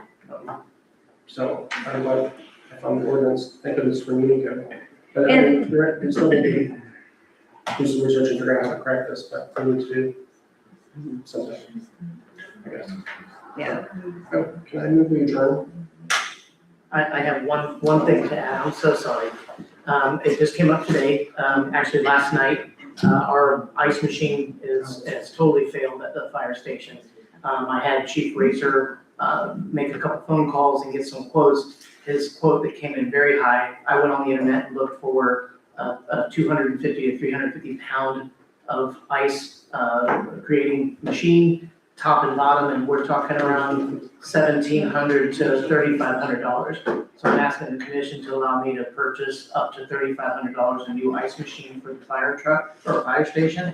And we do have it in the budget. We looked, Steve and I looked, we have repair and maintenance monies, around $4,500 in the general fund, so we don't have to try to pull from somewhere else, we can take it from there. So what's are you asking I for? move that, $3,500 I move that max. we find this to be an emergency, and so that we can discuss this right now. So second that. Do I get a second? Second. I'll second that. Okay, all in favor, please say aye. Aye. Opposed, nay? Okay. I move that we authorize the city manager to make an emergency purchase of the ice machine for the fire department, using the money that he has, and Steve has found in the budget line items. Using the insurance money that you owe us to go ahead and buy it. So do I get a second? Do we have a second? In fact, there was a second. Did we get No, that it? was I'll the second it. Okay, so we have a proper motion and a second. Pam, would you do a roll call for us, please? Commissioner DeVito, Aye. Commissioner Lori, Aye. Commissioner Moore, Aye. Commissioner Burton, Aye. Mayor Myers. Aye. Okay, so approved. Thank you.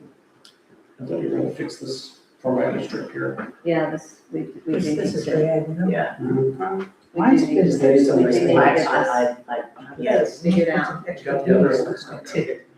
Now, can I motion, move that we adjourn? I move we adjourn. Second. Okay, we have a proper motion and a second. All in favor, please say aye. Aye. Opposed, nay. Okay, so adjourned. Thank you, everybody. The time is Gotta stay